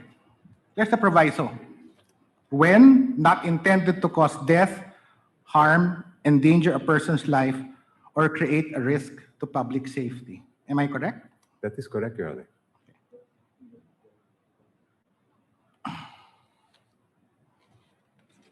So instead of enumerating the forms of speech and expression which are supposed to constitute terrorism, what Section 4 does, it only tells us the forms of speech and expression which do not constitute terrorism, correct? Yes, Your Honor, and that is one of our concerns with the definition.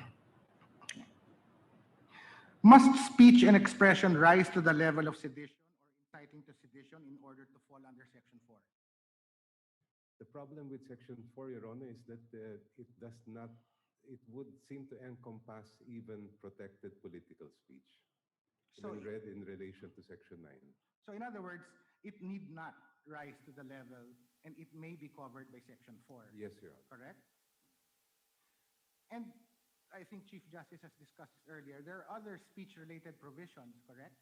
We're talking about Section 5, threat to commit terrorism. Section 8, proposal to commit terrorism. Section 9, inciting to commit terrorism. Correct? Yes, Your Honor. Even training, I think, would also include speech. Section 6, collecting or making documents. Correct? Yes, Your Honor. That's speech-related. Yes, Your Honor. What about publishing an advertisement or any information under Section 10? Is that speech-related? That would also be speech-related, Your Honor. And as you mentioned, under Section 12, training, expert advice, or assistance. Would Correct? also involve speech. Yes, Your Honor. Can we therefore, so all of these punishable acts under the ATA involve both speech and conduct, correct? Yes, Your Honor. Can we conclude, based on this and your position, that a facial challenge on the grounds of vagueness and overbreadth is proper? We submit that it is proper, Your Honor. Okay, thank you, Attorney Jokna. Thank you, Your Honor. Can I ask for Professor Mola?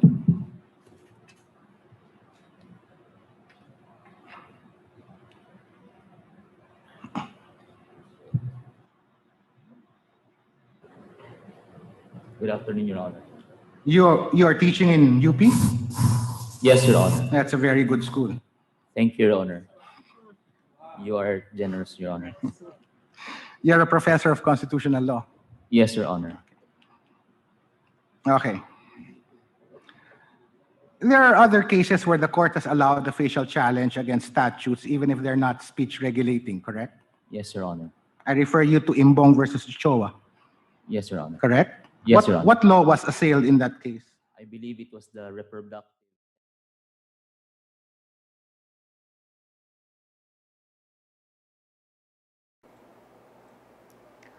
Nagpapatuloy ang special coverage ng AlterMidya sa oral arguments hinggil sa anti-terrorism law sa Korte Suprema ngayong hapon. Ito si Raymond Villanueva kasama si Binibining Inday Espina Varona. At kapiling rin natin sa pamamagitan ng online connection si Attorney Deo Kulya. I hope I'm pronouncing it right. Attorney Kulya, magandang hapon. There. Can I see it myself? Yes, There, Your the second paragraph. Attorney Culya. Hello. Right. Magandang hapon, Attorney Deo Culya. Ang magandang hapon po sa inyo at sa lahat ng sumusubaybay. Malinaw po ba? Yes, malinaw. Si Attorney Deo Culya po ay mula sa grupong Ideals or Initiatives for Dialogue and Empowerment through Alternative Legal Services. Nitong mga nakaraang mga sessions ng oral arguments na banggit ang freezing ng assets ng Rural Missionaries of the Philippines. Ang unang tanong namin sa iyo, Attorney Deo, paano ba nakakaapekto ang anti-terror law na ito sa development work dito sa ating bansa? Malaki po yung panganib na nakaamba sa development work dahil dito sa sa anti-terrorism law. Unilaterally, pwede pong gawin ng ATC na mag-utos ng freeze order sa lahat ng assets ng isang development organization, lalo na yung mga organization na involved dun sa pagsusulong ng grassroots development. At ganyan po yung nangyari sa kahit hindi pa man sa ilalim ng anti-terror law yung sa rural missionaries, posible na pwedeng mangyari ito sa mga susunod. Dahil unilaterally, kahit walang utos ang korte, pwede pong gawin ng ATC na i-freeze order yung mga assets ng isang development organization. Para kay Attorney Deo. Hello. Yes. Inday, questions for Attorney Deo. Yeah, very interested ako sa grassroots development, especially dun sa Rural Missionaries of the Philippines. Kasi parang nabanggit kanina, no? Ng isang justice, yung tungkol sa, pero kasi raw itong mga proviso on freezing of assets and all that, no? Na nasa anti-terror law, ay di umano mukhang hiningi ng mga international multilateral bodies, no, sa Pilipinas nang para hindi tayo malagay sa blacklist, hotlist, whatever list is that, no. Sabi raw hiningi raw parang ex parte, kailangan yung ex parte na pag-designate o ng freezing ng assets. When we say ex parte, para lang attorney sa mga maraming nakikinig, no? Anong gusto sabihin nito? Yung sa panig lang po ang nag-initiate, ang nagsulong. Walang binibigyan ng pagkakataon yung isang panig na makasagot o makontra kung ano man yung gustong mangyari ng isang panig. Okay, yeah, fine.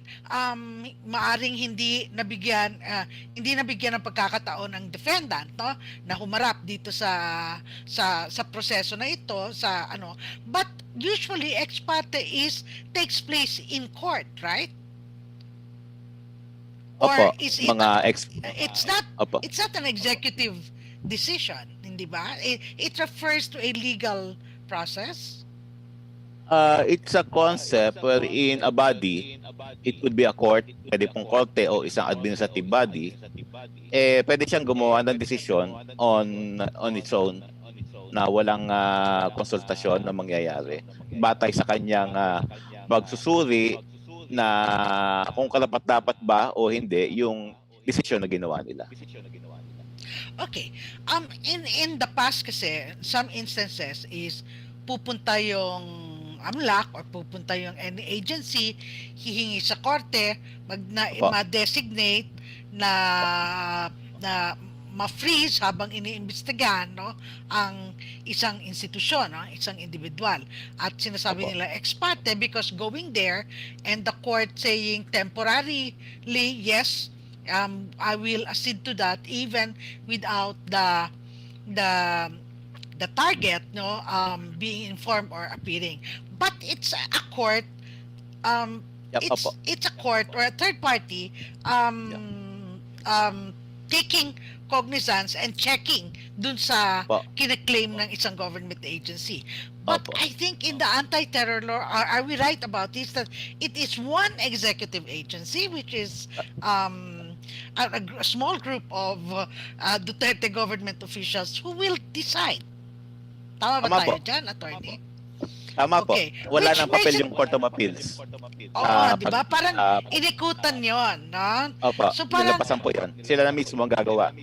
ATC mismo ang pwedeng mag-utos ng freeze. yeah, is this standard even in terms um, of concern over terrorism? Because in other countries, even as in democratic countries anyway, they do need to go to judges, to courts. Opo.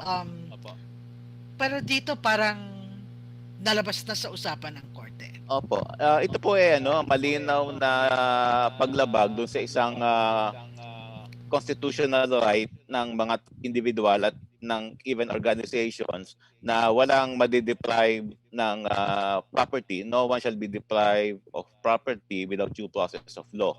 So yung essentially yung pag-freeze ng mga assets is deprivation of property. Which if ATC yung gagawa, walang due process of law. Due process of law, dumaan sa korte. Yun lang po yung ibig sabihin nun. So sa kaso ng anti-terrorism law, walang korte. So basically, nilabag yung provision ng Constitution about the undue deprivation of property. Okay. And so, and in a nutshell, ito ba ang considering especially in Mindanao, no? Especially in Mindanao and the Visayas, where development groups or those who work with the margins of society are really under siege at this moment. Is this going to have a big repercussion on their ability to defend the most vulnerable sectors of society? Malaki po yung epekto. Yung pinag-uusapan natin ngayon ay yung usapin pa lamang po ng resources na dumadaloy kadalasan mula sa isang national NGO o regional NGO patungo sa grassroots. Alam niyo po kung paano naman yung sistema ng pagtatrabaho ng ating mga nasa development sector. Pero ang isa pong malaki pang effect sa development workers yung mga provision ng anti-terrorism law tungkol sa di umano ay pagtulong sa pagtulong sa mga gawain na tinutukoy ng batas na terorismo. Na pwede po yung pagbibigay ng training, yung pag-organize sa baba, pagmumulat, mga gawain pagmumulat, pwede pong i-equate yun na pagsuporta o pagtulong sa terorismo sa ilalim po nitong anti-terrorism law. Which the government has been doing for quite some time, for the last 4 years, as a matter of fact, right? Opo. Pero ito po mainstreaming those acts in the legal sense. Kumbaga, nasa batas na nila yung isang bagay na alam naman ng lahat na kontra sa prinsipyo ng Bill of Rights. Raymond, baka gusto mong tanong Batina. In particular, I don't know, the case, and we're not saying that they're filing anti-terror charges against yung let's say the teachers and the elders dun sa nangyari kahapon sa Lumad sa Cebu po. Oo. Opo. Dati kasi they've tried to file as many non-bailable charges against those who are helping the Lumad, no? Including legislators, including lawyers, teachers, religious, lahat na yan sari-sari, no? Pero kahit paano pa, parang may laban, but because they need to go to court. Under this current law, they don't even need to go to court until after, no? Until mga 14 days after, no? Or even more po, pwede pong ma-extend yun. Or even more, oo. So, medyo yung kahit anong katiting na maliit na protection, and we know how flawed the protections are over the last 4 years, ay talagang stripped away na ba ng anti-terror law? Malaki pong tinamaan yung yung presumption of innocence na isang cornerstone nung sa ating Bill of Rights. Kasi yung sa esensya, ikaw ay kinukulong na ng matagal na panahon kahit hindi ka pa hindi ka pa nakakarating sa korte. Yung 20 araw na pagkakakulong, malaking kaibahan po yun dun sa 36 hours na pinapayagan ng kasalukuyang rules of procedure. So nakulong ka na ng 24 days extendable. Oo nga eh. And plus, if we include the seizure or the freeze on assets, Opo, yung that pang iba makes it pang doubly aspeto. more difficult for a person or institution to what? To access defense or to Opo. use their property for defense, no, for so mahirap na talaga. Raymond? Kung ako kay Attorney Deo, bakit ba kasama ang development work, ang mga development organizations doon sa pinag-iinitan under the current under this law? Ano ba kasalanan ng halimbawa Rural Missionaries of the Philippines at iba pang mga NGO na tumutulong doon sa mga mahihirap na community? Alam mo naman ano ba yung nature ng development work? Yung genuine development work. Una, pagmumulat, pag-oorganisa, at pagkilos sa mga legal na paraan. So, yun yung basic na mga tunguhin ng development work sa Pilipinas, yung genuine development work sa atin. So, sa yung mga ganitong tunguhin, tingin ko ito threat dun sa sa mga nasa poder. Whether economically or politically nasa poder, ito ay mga banta sa kanilang interest. Kaya yun. So, gusto nila pangalagaan yung kanilang mga interest sa pamamagitan ng among other things ng batas. At ito nga Anti-Terrorism Act isang batas na makakapigil, na intention nilang pigilin yung pagsulong pa nung movement for social change. Sa tingin ko kasi parang diametrically opposed yung sinasabi at ginagawa ng gobyerno doon sa kung ang layunin nga nila is to stamp out terrorism. Hindi ba sa tulong ng development work ay dapat mabawasan ng poverty, ang kamangmangan, and therefore yung mga inaakusahan nila mga terorista ay hindi makapasok doon sa mga community na ito kung mayroong development. Hindi po nila nakikita bakit hindi nila ma-realize ang sa kanila development work? May ilang panahon din po akong karanasan sa development work at batay sa mga nakita ko, hindi ma-distinguish ng gobyerno yung between yung mga nagsusulong na gustong pabagsakin ang gobyerno at yung nagsusulong sa mapayapang paraan ng tunay na pagbabago. Hindi nila hindi nila ma-distinguish yun. Sa kanila, lahat ng tumutulig sa lahat ng nagsusuri, lahat ng nagmumulat sa mga ordinaryong mamamayan, banta. Ganun lang nila siguro tinitingnan. Alright, Attorney Deo Culya mula sa Ideals, maraming salamat sa pagpapaunlak sa amin ngayong hapon. Maraming salamat din po. Yan po si Attorney Deo Culya ng Ideals or Initiatives for Dialogue and Empowerment through Alternative Legal Services. Mula sa human rights lawyers, kausap naman natin ang isang development lawyer. Ika nga, kapiling na rin natin ngayon sa pamamagitan ng ating online connections mula sa Cebu City. Isang bagong-bagong abogado at dating reporter po, dating journalist, si Attorney King Perez. Attorney King, congratulations on passing the bar about 2 years ago at magandang hapon.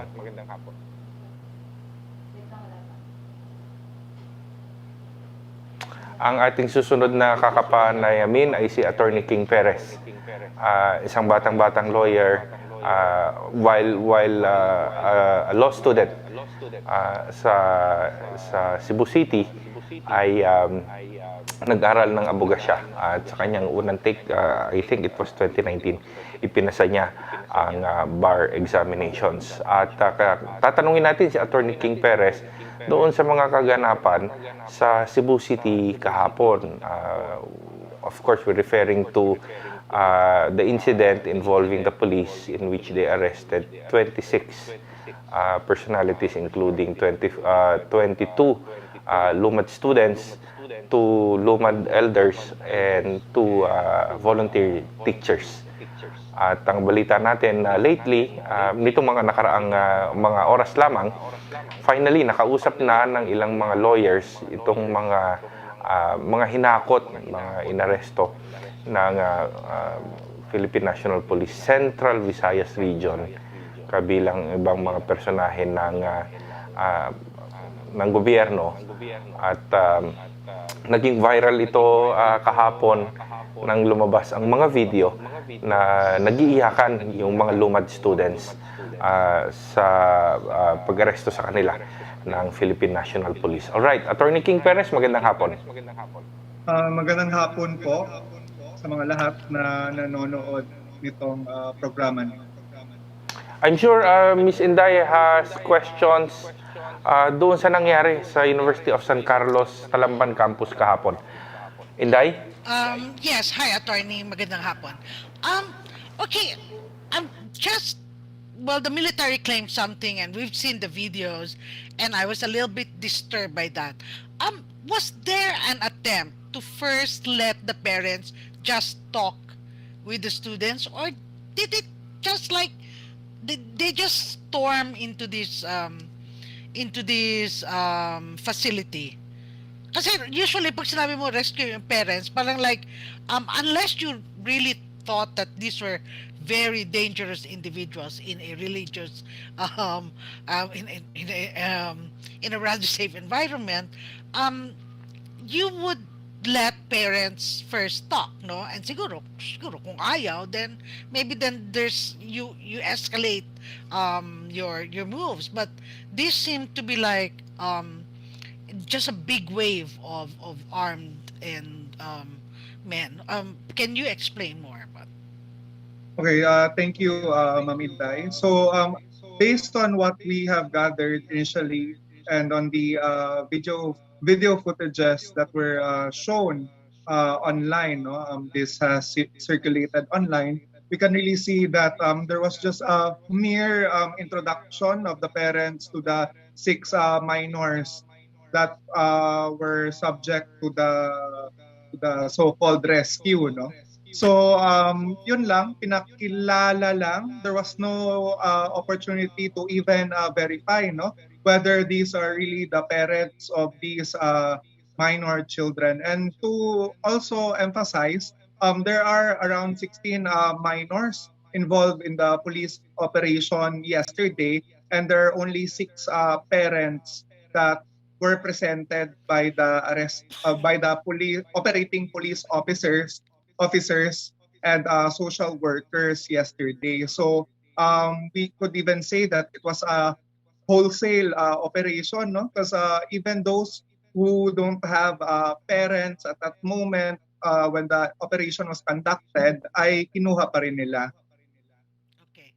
And can you explain briefly, because it's not like you claim that they were what training guerrillas. I mean, like everybody knows Cebu isn't exactly a good place to train guerrillas, and they were not even, hindi naman sila tinago sa Cebu. They have actually been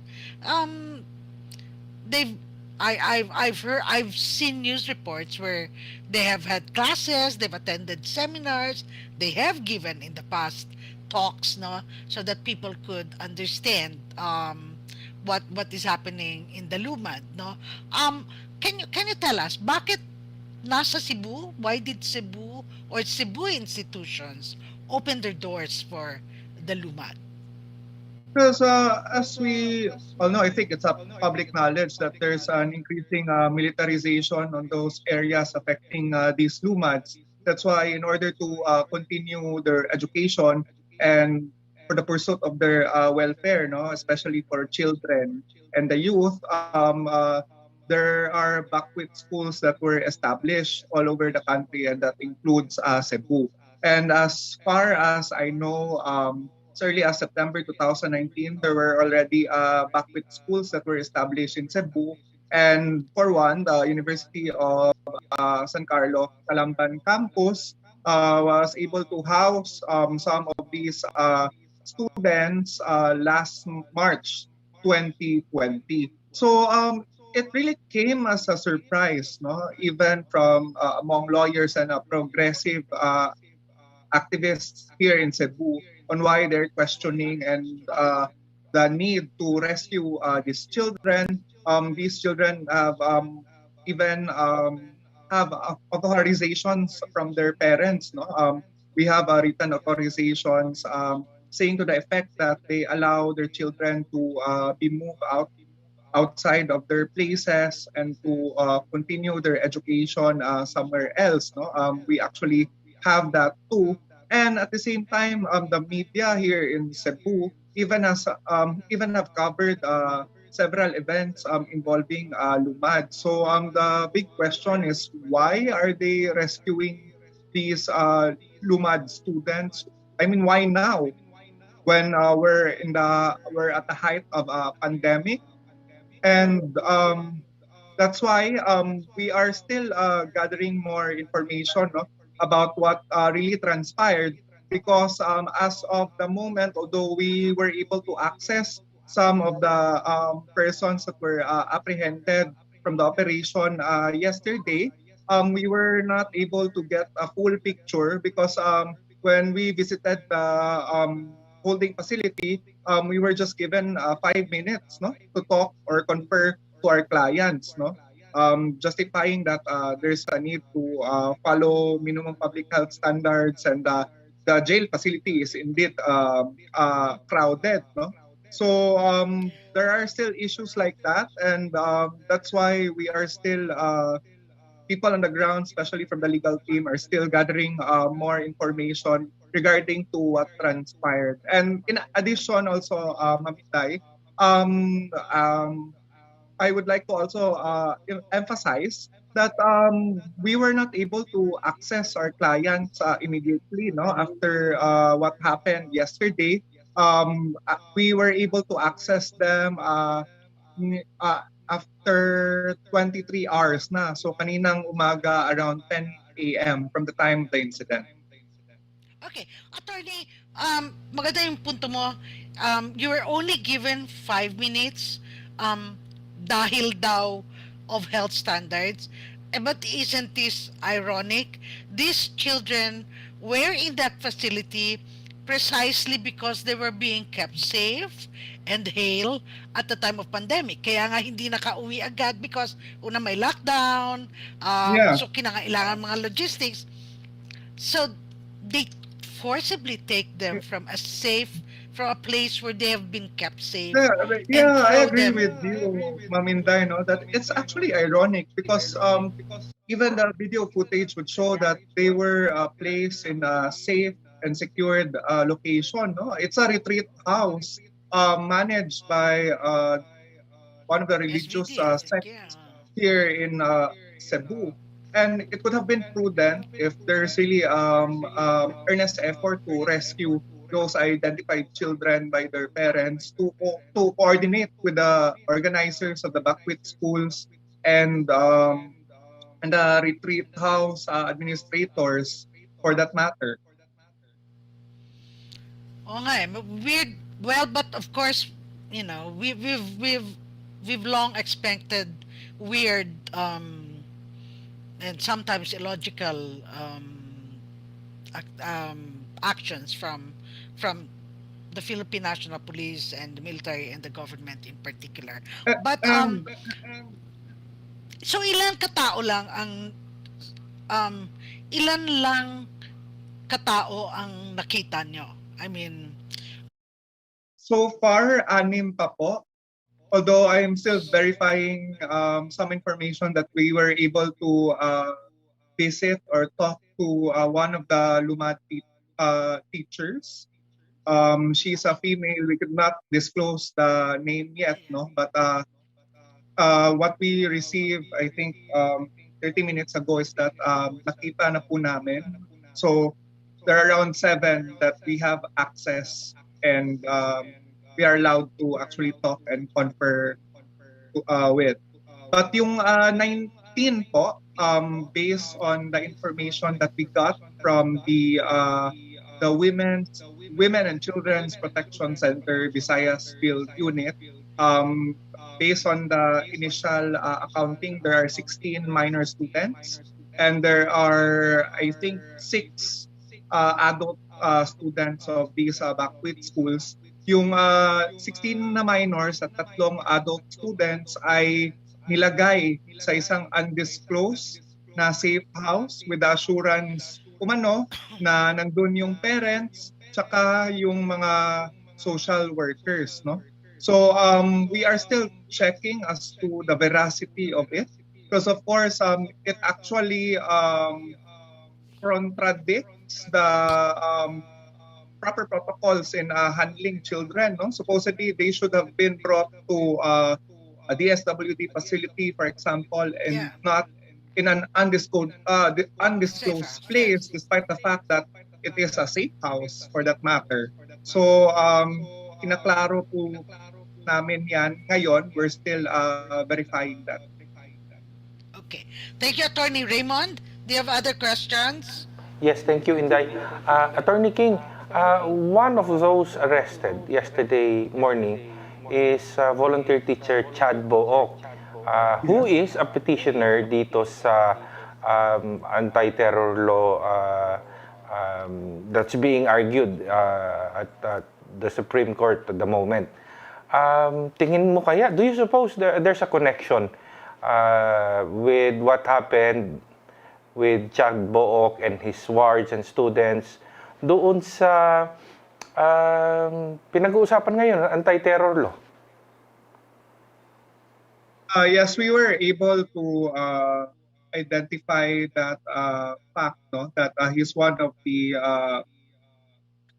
the petitioners in junking the anti-terror law, which is hotly contested, no? And even NUPL has a consistent stance against the implementation of the said law.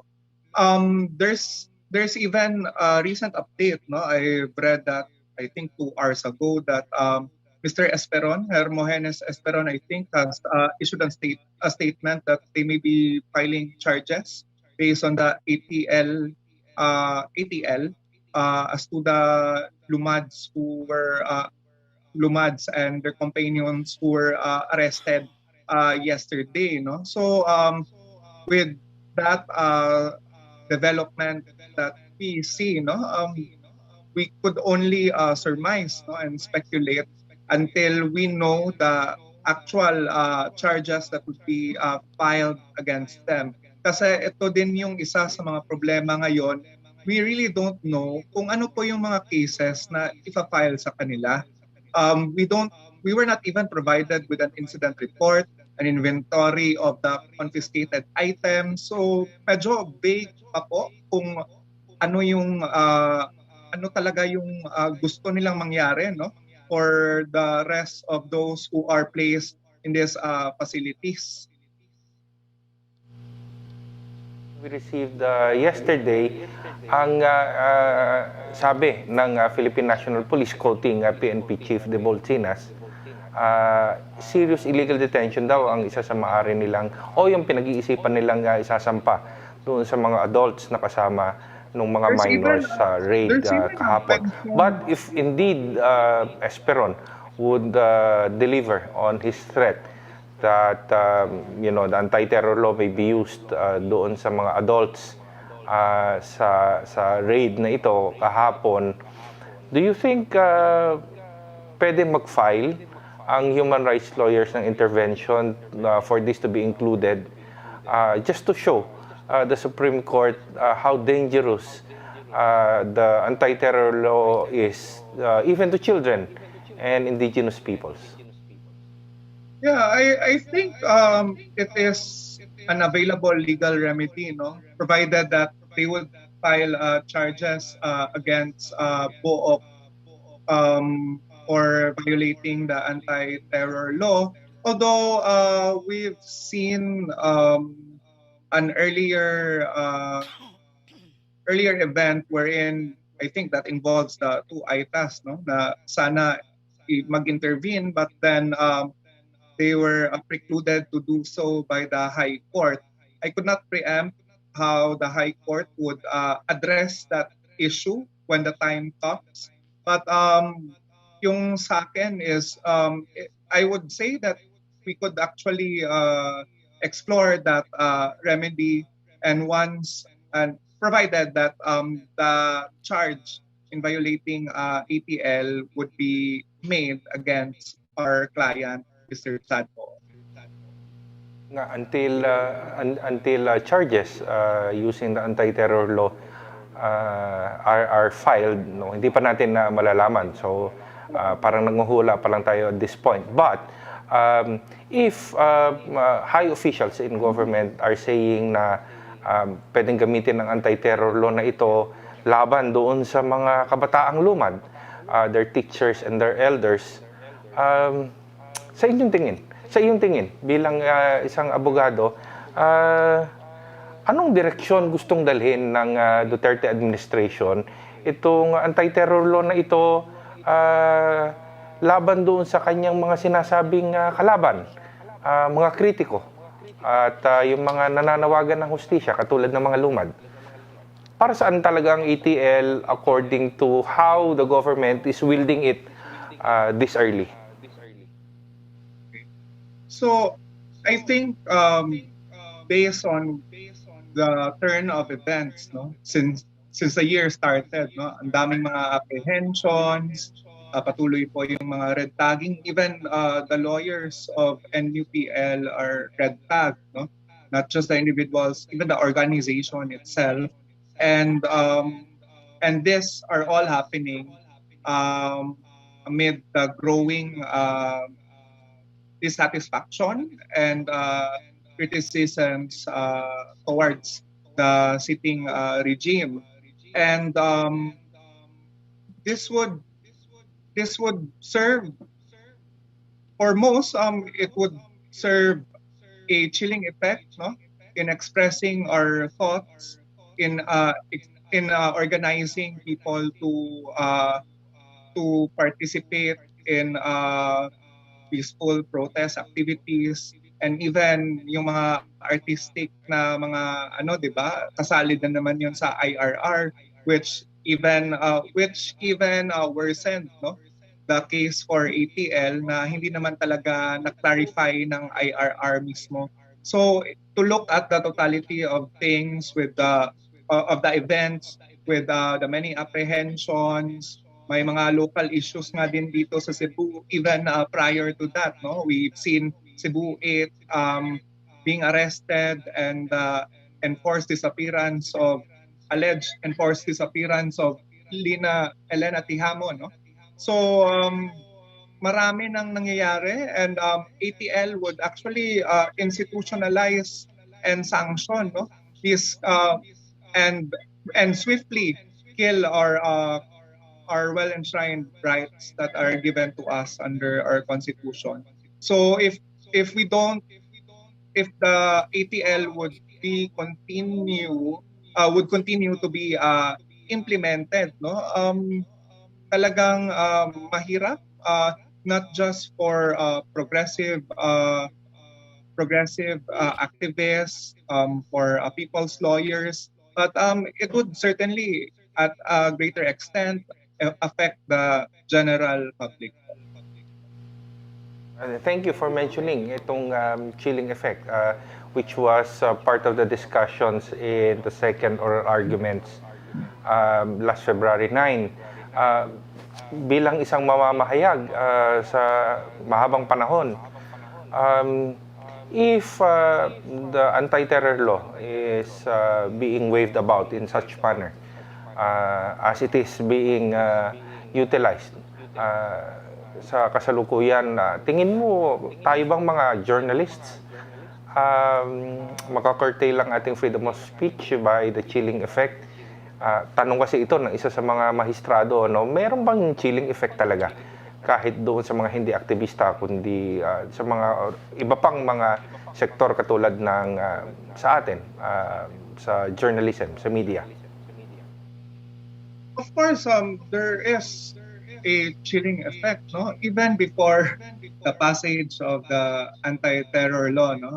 Before I became a lawyer, I was a journalist, and I also saw, how things had worked in the recent years since Duterte won the presidency. I think talagang the journalists would be afraid to be more critical in dealing with government policies, especially nakita na natin din yan, no?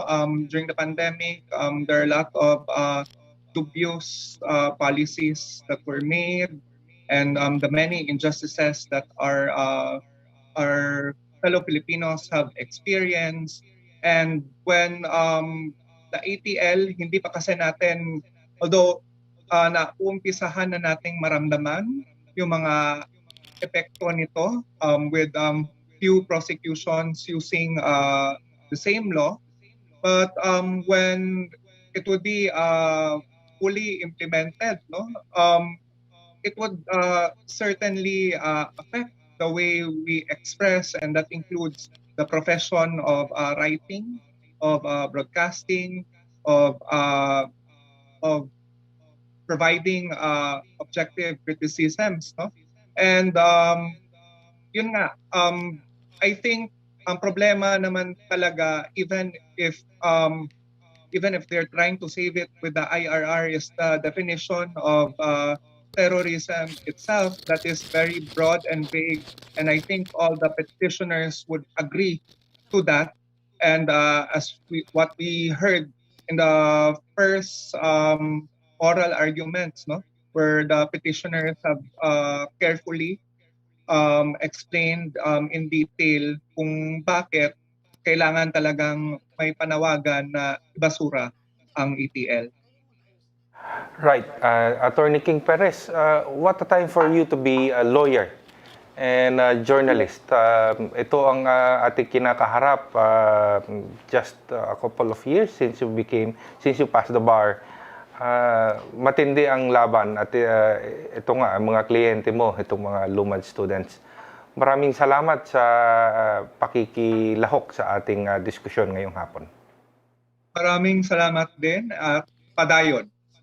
Padayon, Attorney King.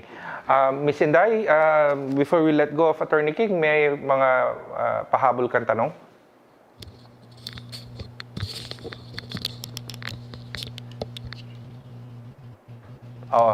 Hinihintay natin na makonect ulit, mabuksan ang mikropono ni Ms. Inday. Attorney King, what happens next doon sa mga kliyente mo o kliyente ninyo? Very briefly, please. I think the day is almost ending. It's almost 5 p.m. no, and we expect that for example, the police offices may be closing, and considering the lockdown situation, the community quarantine situation in Cebu, where we have curfew starting at 11 p.m. We'll try our best, no, to first to know where the minors are situated. So yung whereabouts nila, no. Although we got already an information from the WCPC that they are in this safe house, but it is really best, no, that we know where exactly they are situated right now.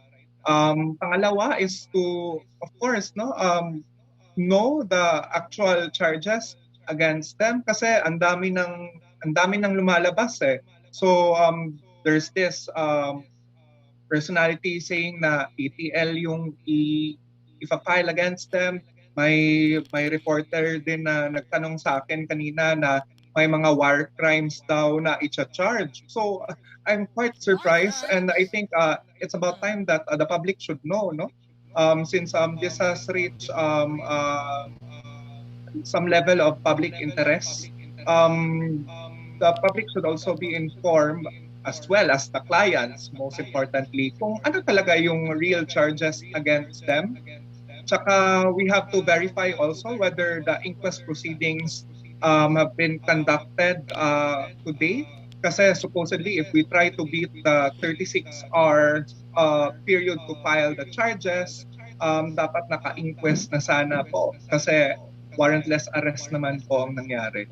So those are the major things. And of course, to provide, to give provisions for our persons who are under the police custody, kasi yung mga nakausap natin, no, na mga nasa jail facility ay nangangailangan din ng pagkain, nangangailangan ng damit, tubig, at para maging sana naman kahit paano maging komportable din yung kalagayan nila doon.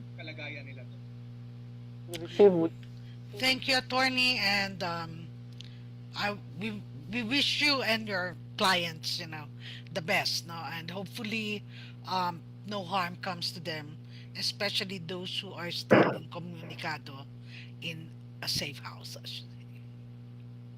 Raymond? Before we finally let go of Attorney King, would you be able, Attorney King, to tell us or would you know kung yung safe house na sinasabi nila where the minors are being kept is a civilian facility, or is it a police or a military facility? Certainly, it's not facility that is run by the social welfare and development arm of the government, but there was no disclosure whether it is a police, military, or civilian type of facility. Kaya aalamin din namin kasi syempre, no, it's easy to say that safe house, no, but how safe could it be for them, especially that these are minors, and despite notwithstanding the fact that there are the parents who are with them, and di naman lahat ng mga minors ay may parents doon, and presence of some social workers. Last question siguro, attorney. Would you know if government officials, the police, have been coordinating with the religious order that had hosted the nomad whose property was raided, or with the other institutions that had signed the joint statement? Would you know if there have been efforts at coordinating with them?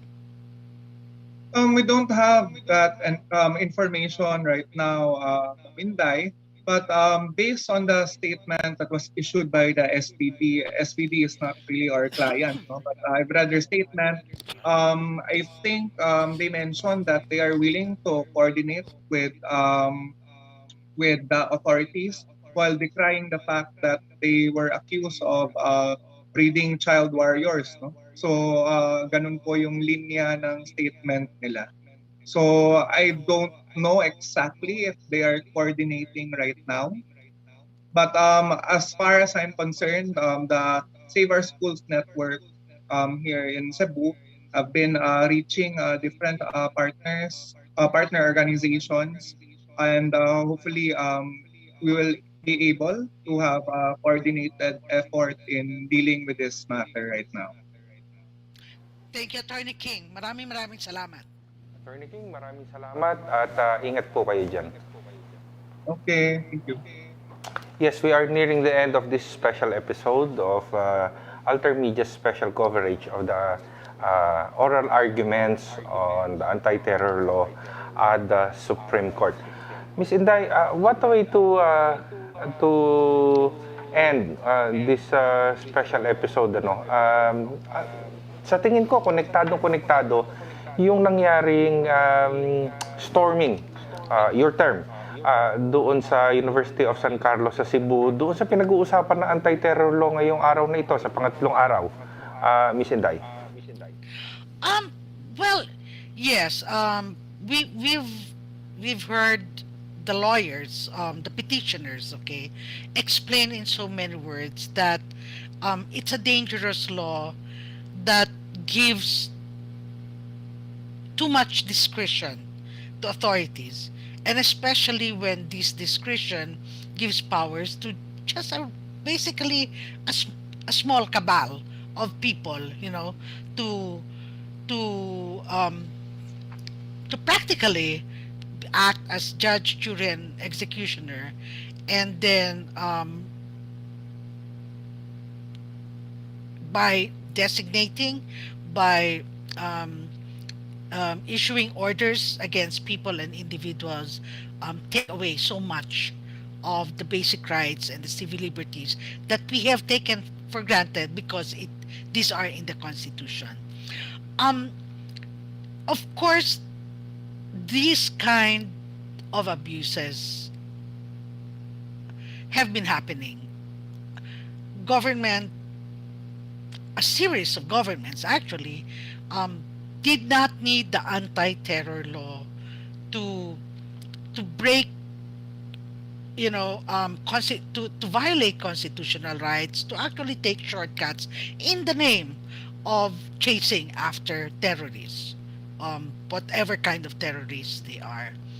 Um, Alam naman natin din na itong gobyerno ay um, prepared the groundwork, before passing the anti-terror law, and actually revved up um, its assaults after passage of the law through the use of lies after lies after lies. We've heard Attorney King say, may magtatanong na media and saying war crimes.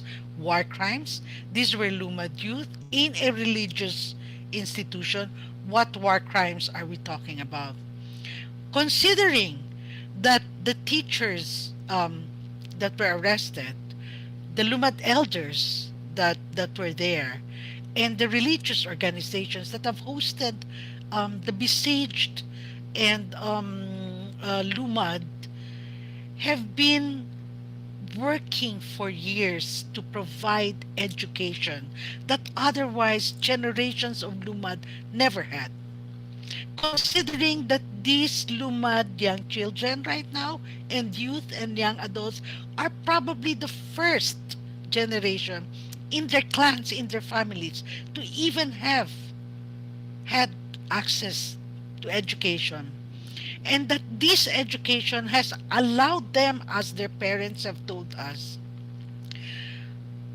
a new appreciation of the need to care for their land. Education has given them the strength, to know how to defend the ancestral land from those who would steal it, who would rape it, who would tear it apart. And because they now love the land, because they have learned and are learning and are being taught of the skills that we citizens all take for granted, skills that would allow us to take our place in society and defend and articulate the need to protect what is ours, in this case, their ancestral land. For this, they're called terrorists. This is the kind of government that pushes the anti-terrorism law. When we come to think of that, regardless of what's going on in the Supreme Court, maybe it should be time not just to ask, but to state this definitely. It is this government that has for the last 4 years gone after ancestral lands. To what? To surrender this to its patrons, whether local oligarchs or foreign patrons. It is this government that is acting like a terrorist because they harass, they oppress with a single goal: to force the Lumad and other ancestral peoples to surrender their land. If that's not terrorism, I don't know what is. rights defender and journalist Inday Espina Farona. That wraps up this special episode of the special coverage of AlterMidya on the oral arguments against the anti-terror law. Join us again next week, same day and same time. Maraming salamat po sa inyong pakikilahok. Ito si Raymond Villanueva ng Code of Productions para sa AlterMidya. Ito si Inday Espina Marana sa susunod po. Kita-kita.